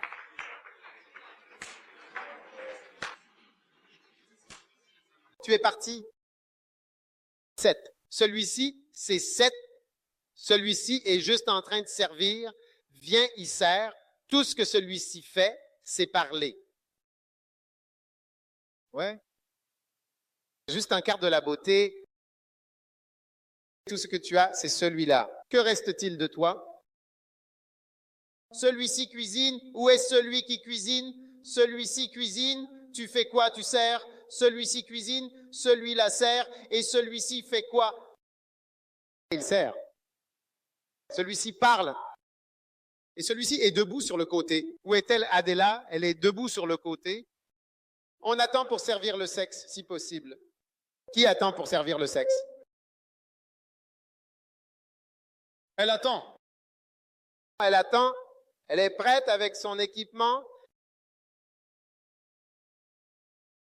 Avec des gadgets. Elle a les gadgets. Qu'est-ce qu'il reste de toi? Qu'est-ce qu'il reste de toi? Regarde cette fille du Ghana. Qu'est-ce qu'il reste d'elle? Celle-ci est prête à aller nager. Je veux que quelqu'un soit prêt à aller nager. Nager. Et celle-ci va faire de l'escalade. Allez, non, regarde. Celle-ci, tiens, celle-ci. Tu vas faire de l'escalade. Celle-ci. Qu'est-ce qu'il reste de toi? Et celle-ci est prête à être spirituelle. Partager la parole. Celle-ci. Elle attend juste. Elle attend dans l'ombre. Si possible, elle se lèche les lèvres. Refais-toi les cheveux, mec. Wow. Régularité. Est-ce fantastique?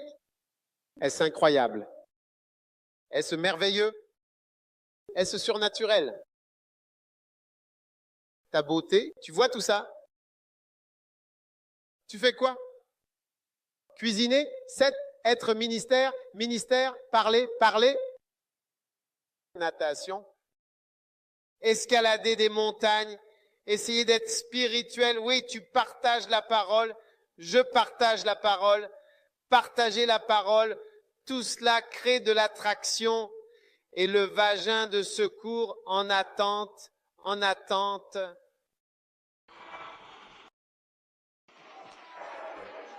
Reste de toi.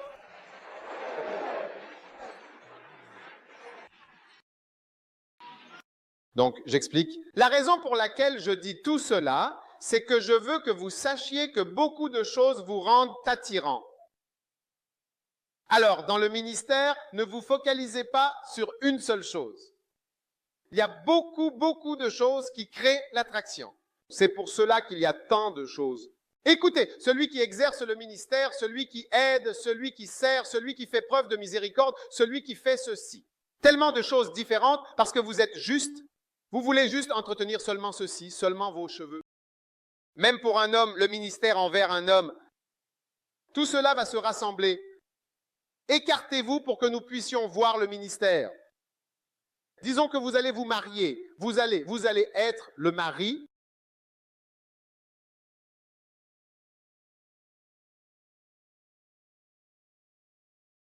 C'est l'homme qui épouse tout cela. Ce qui l'attire, il a besoin de beauté, peu importe. Et toi, tu fais quoi? Quoi? Qu'est-ce que tu peux faire pour lui? Cuisiner. Tu peux faire quoi? Servir, servir, ministère, ministère, parler, parler, nager, nager, escalader des montagnes, partager la parole, tout ça. Non, c'est en attente, elle fait patienter. Et puis, refais ton style, refais ton style. La régularité, c'est la régularité, tout simplement. Waouh! N'est-ce pas incroyable? Donc même toi, un être humain qui est venu dans ce monde, tu as besoin de tant de dons et de belles choses, rien que pour te maintenir. De la même manière, la congrégation a besoin de nombreux dons pour travailler ensemble. C'est pourquoi dans une église, tu as besoin de la beauté du chant, de la grâce dans le jeu d'acteur, de la grâce dans l'adoration. Tous ces dons réunis permettent à l'ensemble du ministère de fonctionner. Et c'est pour cela que vous êtes tous très importants. Regardez, il y a le côté télévision, le côté radio, mais aussi ce côté où chaque domaine fonctionne. Les hôtesses, les huissiers, tout cela contribue à la beauté. Tu ne peux pas juste nous charmer avec cette coiffure. Refais-le, refais-le. Voyons voir. Est-ce joli? C'est joli, absolument très joli. C'est vraiment très joli. Mais tu as aussi besoin de nourriture, n'est-ce pas? Oui, toutes ces autres personnes vont t'apporter autre chose.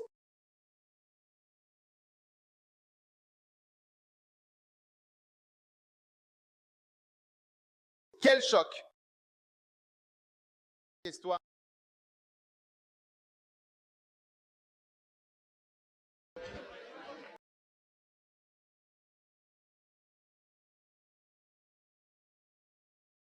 Étape charismata. Combien veulent entrer dans vos multiples et merveilleuses manifestations de la grâce de Dieu? Première étape, Romains chapitre 12. Étape 1, présentez votre corps. Présentez votre corps. Maintenant, si vous ne vous présentez pas à ce camp, comment pouvez-vous recevoir le charismata? Vous n'êtes pas là. L'être humain physique est quelque part à Accra. Le corps physique est à Kumasi. Au lieu d'être ici en ce moment.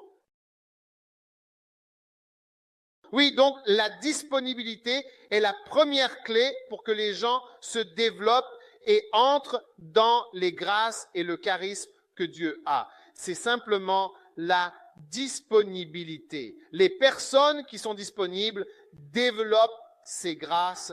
Je n'ai jamais vu quelqu'un qui réussit, qui entre dans le ministère, qui va loin sans s'être présenté lui-même. C'est pourquoi on dit qu'on va mentionner ton nom, untel, untel. Présent, présent, présent, présent, absent, présent, présent.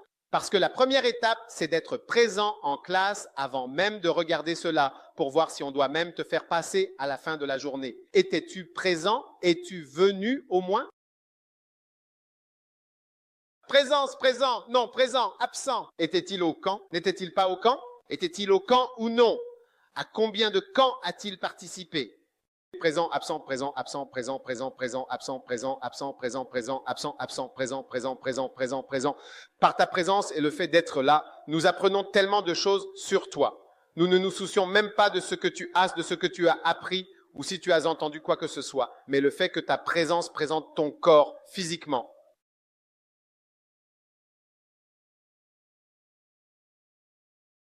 C'est pourquoi, pour moi, dans le passé à l'ABMTC, avant qu'ils ne développent certaines choses, l'un des critères principaux pour nommer des responsables, c'était qu'ils étaient présents. Beaucoup d'entre vous, je peux vous nommer responsable moi-même, je n'ai pas besoin de l'ABMTC. Je vais simplement vous nommer principalement selon votre présence ou non, et j'aurai raison. La plupart de ces personnes-là ne posent pas de problème. Ce sont d'autres qui n'ont pas été nommés ainsi, qui ont posé beaucoup de problèmes. En tant que pasteur, la plupart des personnes que j'ai nommées moi-même selon ces critères, à savoir si la personne est présente ou non, oui,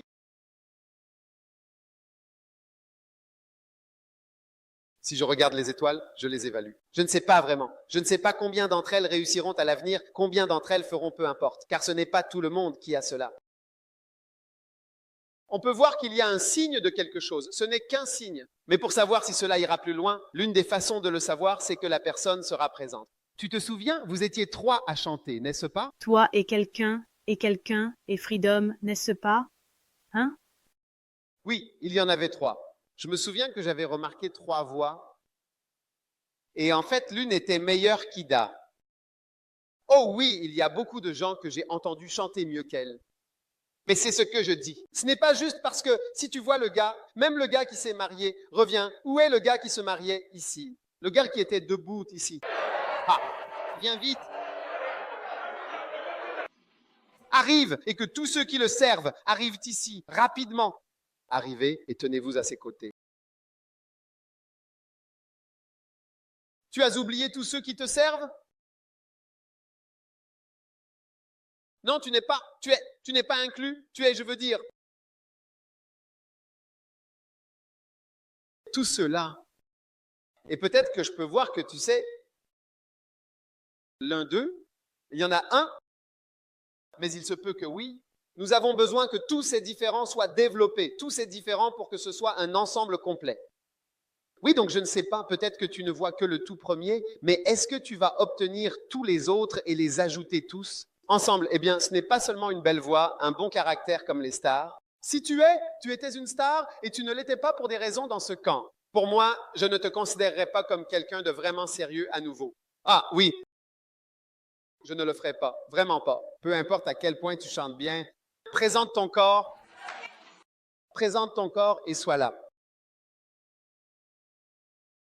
Ça a toujours été notre critère numéro 1, que tu sois présent ou non. Était-il là? Est-il là? Est-il là? Sont-ils là? Est-elle là? Et est-ce qu'elle est là? Ça l'a toujours été. Le critère que nous utilisons toujours, tu vois, il y avait soit l'un, soit l'autre. Même le fait que quelqu'un veuille être là. C'est un critère que même s'il ne peut pas, mais qu'il veut venir, c'est un critère. Ça a toujours été. Ça a toujours été.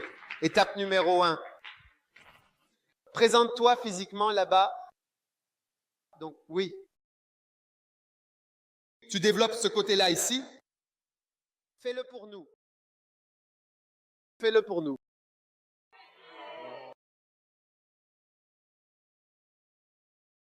N'est-elle pas belle? De quoi as-tu encore besoin? Que vas-tu faire? Qui peut vraiment envoyer le ministère nager en parlant, selon vous? Quoi besoin de nager? Parce que quand on y va, quand on va nager, quand on est en vacances, on va nager, tu ne peux pas y aller. Tu ne peux pas y aller. Tu restes chez toi. À cuisiner et à manger. Si jamais tu cuisines, dormir, aller te coiffer et aller acheter quelque chose pour te montrer le dimanche, regarder des films nigérians, bavarder au téléphone,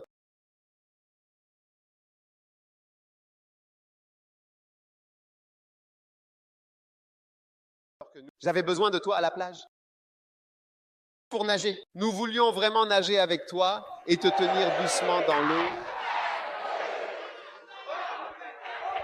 Nous voulions nous allonger sous le cocotier sur la plage avec toi. Combien de frères aimeraient s'allonger sous un cocotier avec ta femme?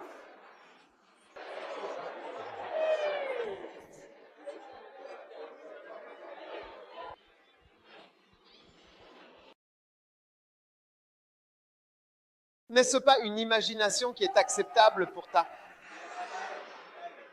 Ce genre de fille que tu vois, aucune d'elles ne sera prête à aller à la plage. J'ai peur.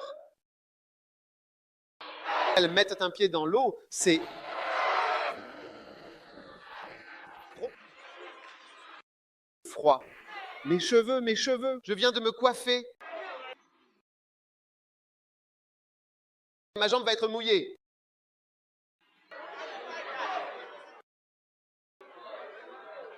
En nous.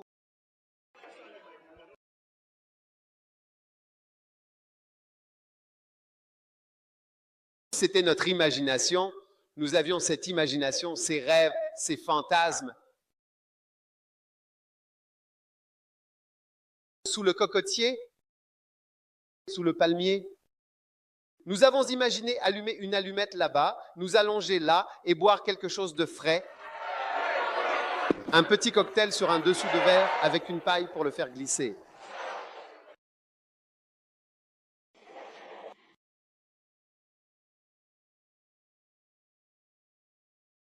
Avec le jalab que tu as. Cuit que tu n'as pas cuisiné, tu disais, il n'y a nulle part pour cuisiner et il n'y a pas de viande, pas de gaz. D'accord. Toutes les filles ghanéennes, que vous reste-t-il?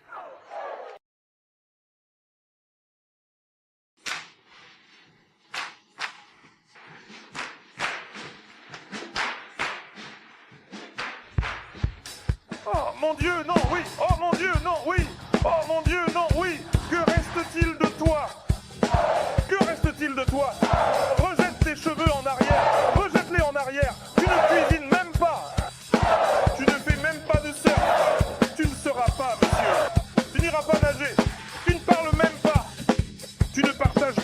mots. Tu ne fais pas de vélo. Oh, les filles du Ghana. Oh, les filles du Ghana. Oh, les filles du Ghana. Oh, les filles du Ghana. Que reste-t-il de vous? Que reste-t-il de vous? Oh, les filles du Ghana. 5%, seulement 5%. Seulement 2%, seulement faire vos cheveux, seulement acheter des robes, seulement en montrer assez, seulement dessiner en prière et seulement dessiner en prière. Oh les filles du Ghana, oh les filles du Ghana, qu'est-ce que cela signifie pour vous? Qu'est-ce que cela? Pour vous? Qu'est-ce que cela signifie pour vous? Eh, tu as plus de cran. Vas-y, assieds-toi.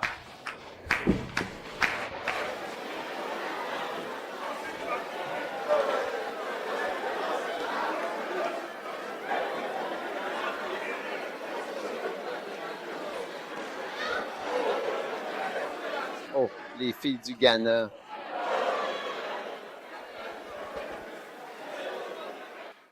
Je ne veux pas seulement des pasteurs, je veux toutes les autres multiples manifestations de la grâce et de la beauté. J'ai besoin de musique. Tu es pasteur, tu as besoin de musique, tu as besoin de gens qui chantent. C'est agréable, c'est l'une des plus belles choses. Tu as besoin de danse. Regarde ces gars qui ont dansé hier, mec, c'est fantastique. J'ai reçu un message de l'évêque Joël. Il était en Amérique. Il est en Amérique, mais il est venu au carnaval et il m'a envoyé un message. Hier, je prêchais et j'ai vu qu'il m'avait envoyé un message. Qu'est-ce qu'il a dit?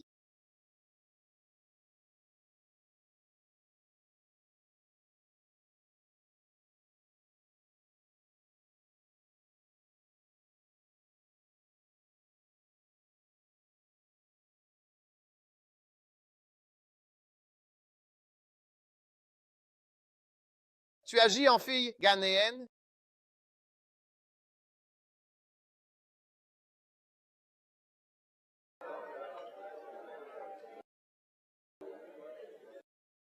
Ouais.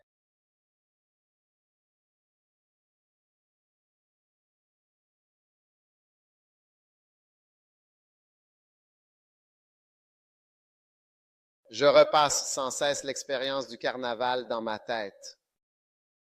Je pense que c'est le plus beau programme. Vous voyez, il a utilisé le mot beau. Ouais, charisme. Nous avons 3 mots. Charisme. Charisme. Charisme. Charisme.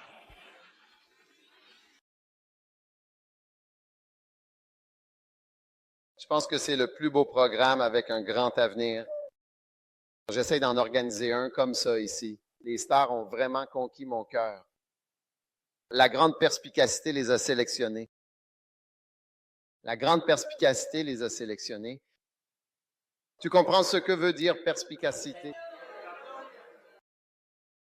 Qu'est-ce que la spécificité? Vérifie.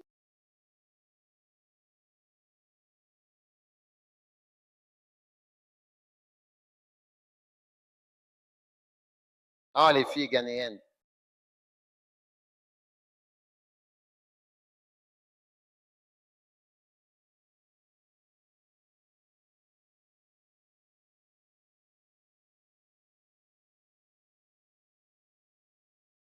D'accord.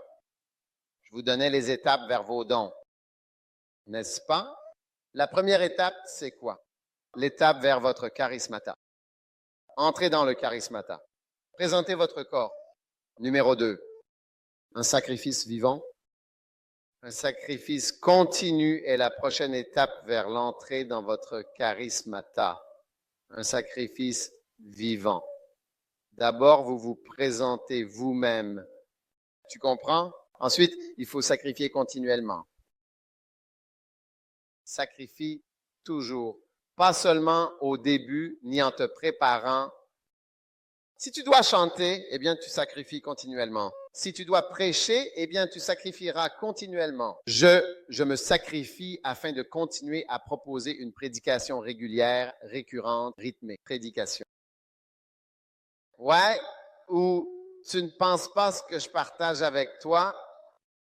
Ça en a l'air? Je suis juste, oui. Oui, je ne suis pas juste arrivé ici en me promenant. Oui. Ça a l'air accidentel. Ça a l'air naturel. Ça a l'air naturel. La prédication a l'air naturelle. Mais la prestation est bien préparée. Bien préparée. Oui, vraiment, très bien. Absolument. Fluide.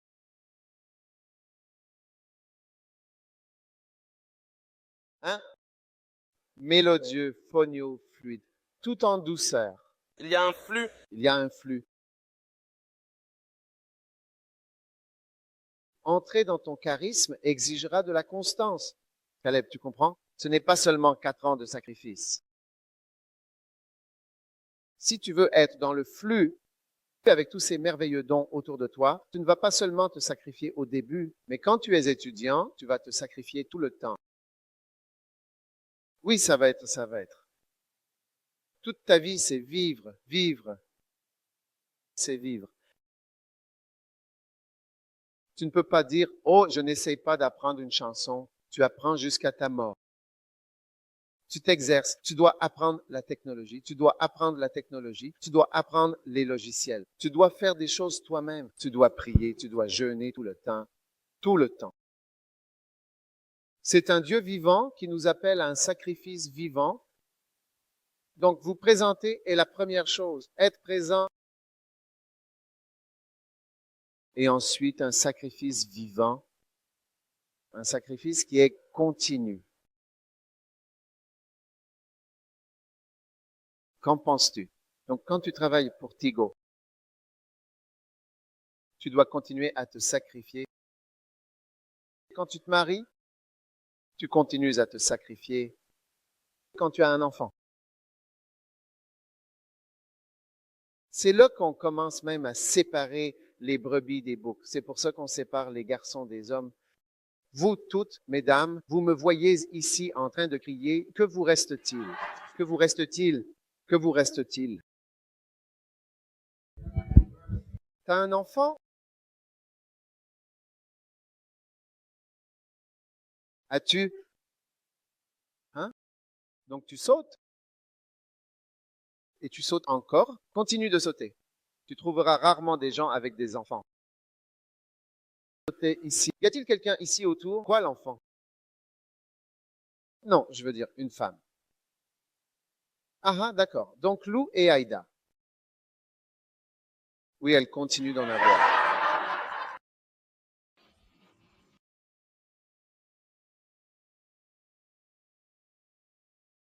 Wow.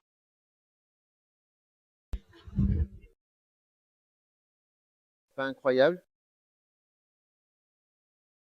Lou était exactement comme toi. Tout comme toi, l'une d'entre vous. L'école où je l'ai vue, j'avais l'habitude de venir. Elle était là, chef aîné. Elle était la chef aînée. Elle venait par ici. Elle était la chef, n'est-ce pas? Hein? Oui. Hein? Elle était chef aînée, notamment auprès du chef sur le campus. C'est vrai? Non?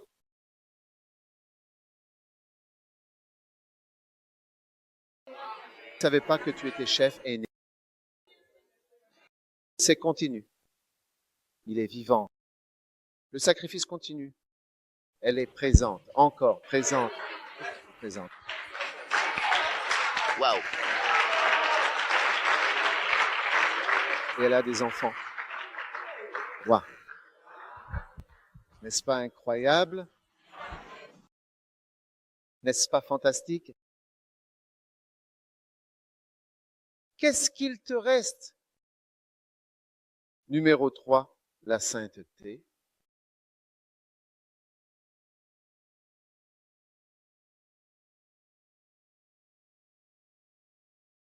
La sainteté qui est agréable à Dieu. La sainteté qui est agréable à Dieu. Maintenant, c'est vers Dieu que ta sainteté doit aller, en toute confiance, pleinement. Et je vais parler de la douce influence du Saint-Esprit sur ta capacité à être saint.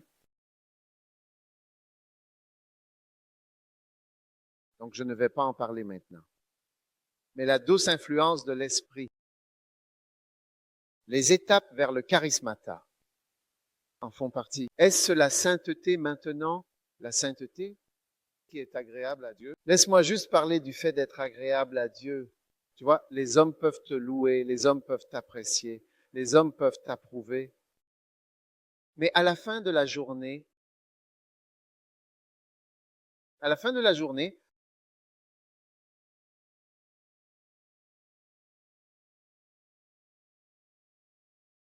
la sainteté doit être devant Dieu.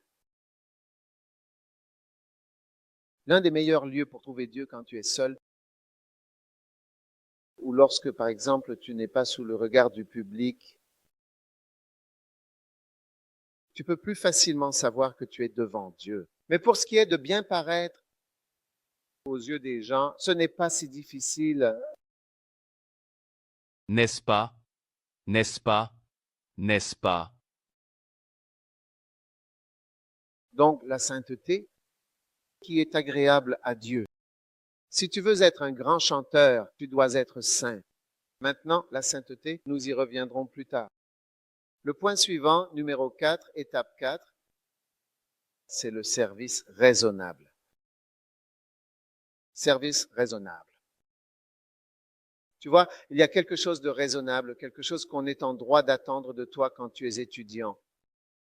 Et il y a un service tout à fait raisonnable qu'on attend de toi en tant qu'étudiant, lorsque tu es un étudiant qui passe des examens. Et il y a un service raisonnable, ce qui est attendu de la part d'un étudiant qui ne passe pas ses examens. Ce n'est pas la période des examens. Donc, parfois, on regarde les gens et on se rend compte que ce n'est même pas la période des examens. On en est loin et ils ne fournissent pas un service raisonnable.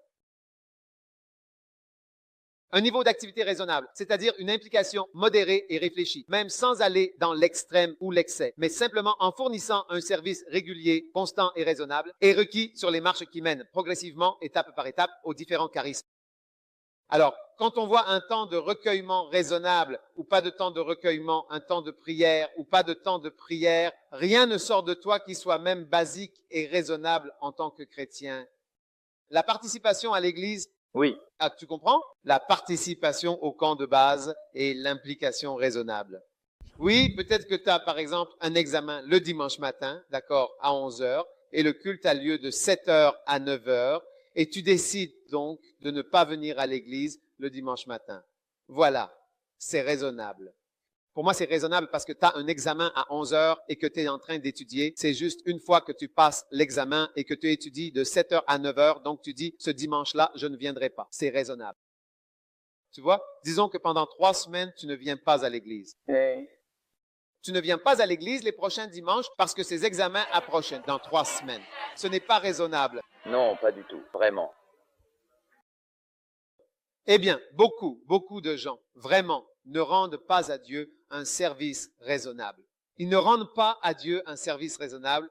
Le service qu'ils rendent à Dieu est déraisonnable. Tu sais pourquoi? Eh bien, Romains 12, d'accord, tu comprends, c'est en fait l'aboutissement de tout ce qui a été dit dans Romains 1 à 11. Wow. Romains 1 à 8 parle en détail de la loi, de la façon dont la grâce de Dieu est venue et explique de manière approfondie comment Dieu nous a délivrés de la loi. Voilà, du chapitre 1 au verset 8. Du chapitre 1 au chapitre 8. Ensuite, les chapitres 9, 10 et 11 parlent de la façon dont cette même grâce a été appliquée aux Juifs.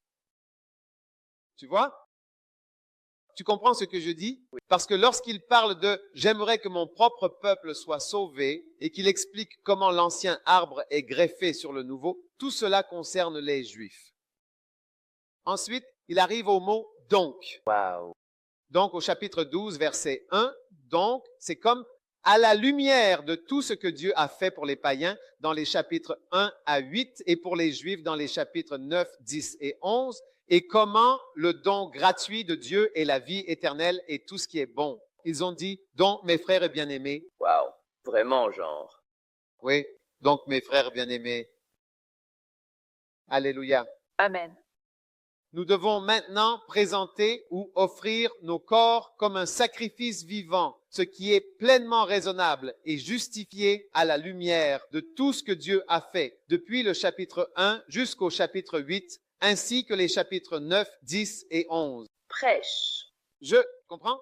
Je vous exhorte donc, frères, oui, frères. C'est pour cela qu'il y a ce mot donc. C'est à cause de tout ce qu'il a dit jusqu'à présent. C'est pour cela que le mot don est là. Vous êtes là ou chez vous? Nous sommes là. Donc, je vous exhorte, donc, je vous encourage que vous vous présentiez simplement, que vous vous présentiez et qu'un sacrifice soit ajouté. Pas seulement aujourd'hui, non pas uniquement aujourd'hui, mais qu'un sacrifice soit ajouté. Un sacrifice vivant, oui, un sacrifice vivant. Alors, saint. Vous ne comprenez pas le mot saint. Vous ne comprenez pas ce mot. Quand on parle de saint, je vais vous montrer. Mais la plupart d'entre vous pensent que saint, c'est ne pas forniquer. Mais Dieu ne fornique pas. Il est saint, saint, saint, saint. C'est tout. Quoi? OMS, Dieu ne fornique pas. Ce n'est pas ça la sainteté. Ce n'est pas, peut avoir avec la fornication. Oui. Amen. Ouais. Prêche. Vous êtes là ou rentrez chez vous? Nous sommes là. Donc, raisonnable. Donc, toute personne qui n'a pas un service raisonnable, il est en réalité très peu probable qu'elle accède véritablement au charismata et à de multiples manifestations, parce qu'en fait, tu n'es même pas raisonnable dans ton service chrétien. Il y a beaucoup de choses, ça oublie le fait d'être missionnaire ou d'aller vers ce service raisonnable de base. Sans service raisonnable, là, il n'y a pas, tu ne vas rien devenir de, tu peux chanter mieux que tout le monde, mais en réalité, ce n'est qu'une question de temps. Tu es dehors. Je te condamne à rester à Antigo. Tu y es pour toujours. Combien d'étapes as-tu? Je t'en donne 4. Numéro 5. Ne vous conformez pas au monde. Waouh. Comment quelqu'un peut-il se développer et avancer? C'est à ce moment-là que les gens se séparent. Tu veux être dans le monde, moi je veux être pour Dieu. Tu veux ressembler au monde, moi je veux être pour Dieu. Caleb, est-ce que tu comprends ce que je dis? Tu veux être pour Dieu ou pour le monde? Lequel? Et à qui veux-tu ressembler? Est-ce que je veux être comme Bill Gates? Est-ce que je veux être comme Steve Jobs? Est-ce que je veux être comme l'un de ces gens? Ou est-ce que je veux être pour le Seigneur? Tu veux chanter comme le monde. Tu veux que le monde, avoir un attrait qui traverse les frontières du monde. Qu'est-ce que tu veux? Moi, je ne veux pas être, en fait, tu dois aussi décider. Non, je ne veux pas être comme le monde. Je ne veux pas leur ressembler, ni aimer leur ressembler. Est-ce incroyable? Est-ce fantastique? Est-ce merveilleux? Waouh! Alors, maintenant que vous n'êtes plus comme le monde, d'accord? Vous êtes là? Votre pause thé est-elle prête? Que prend-on pour la pause thé? Pâté cornoyer. Waouh, quoi d'autre? Jus. Waouh! Combien veulent des pâtés cornoyais et du jus? Hein?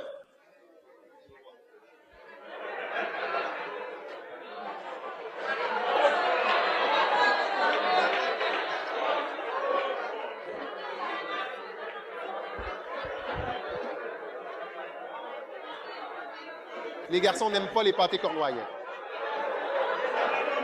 Les filles du Ghana ne savent pas les préparer. Elles ne savent rien faire. C'est tellement dommage. C'est vraiment, vraiment dommage.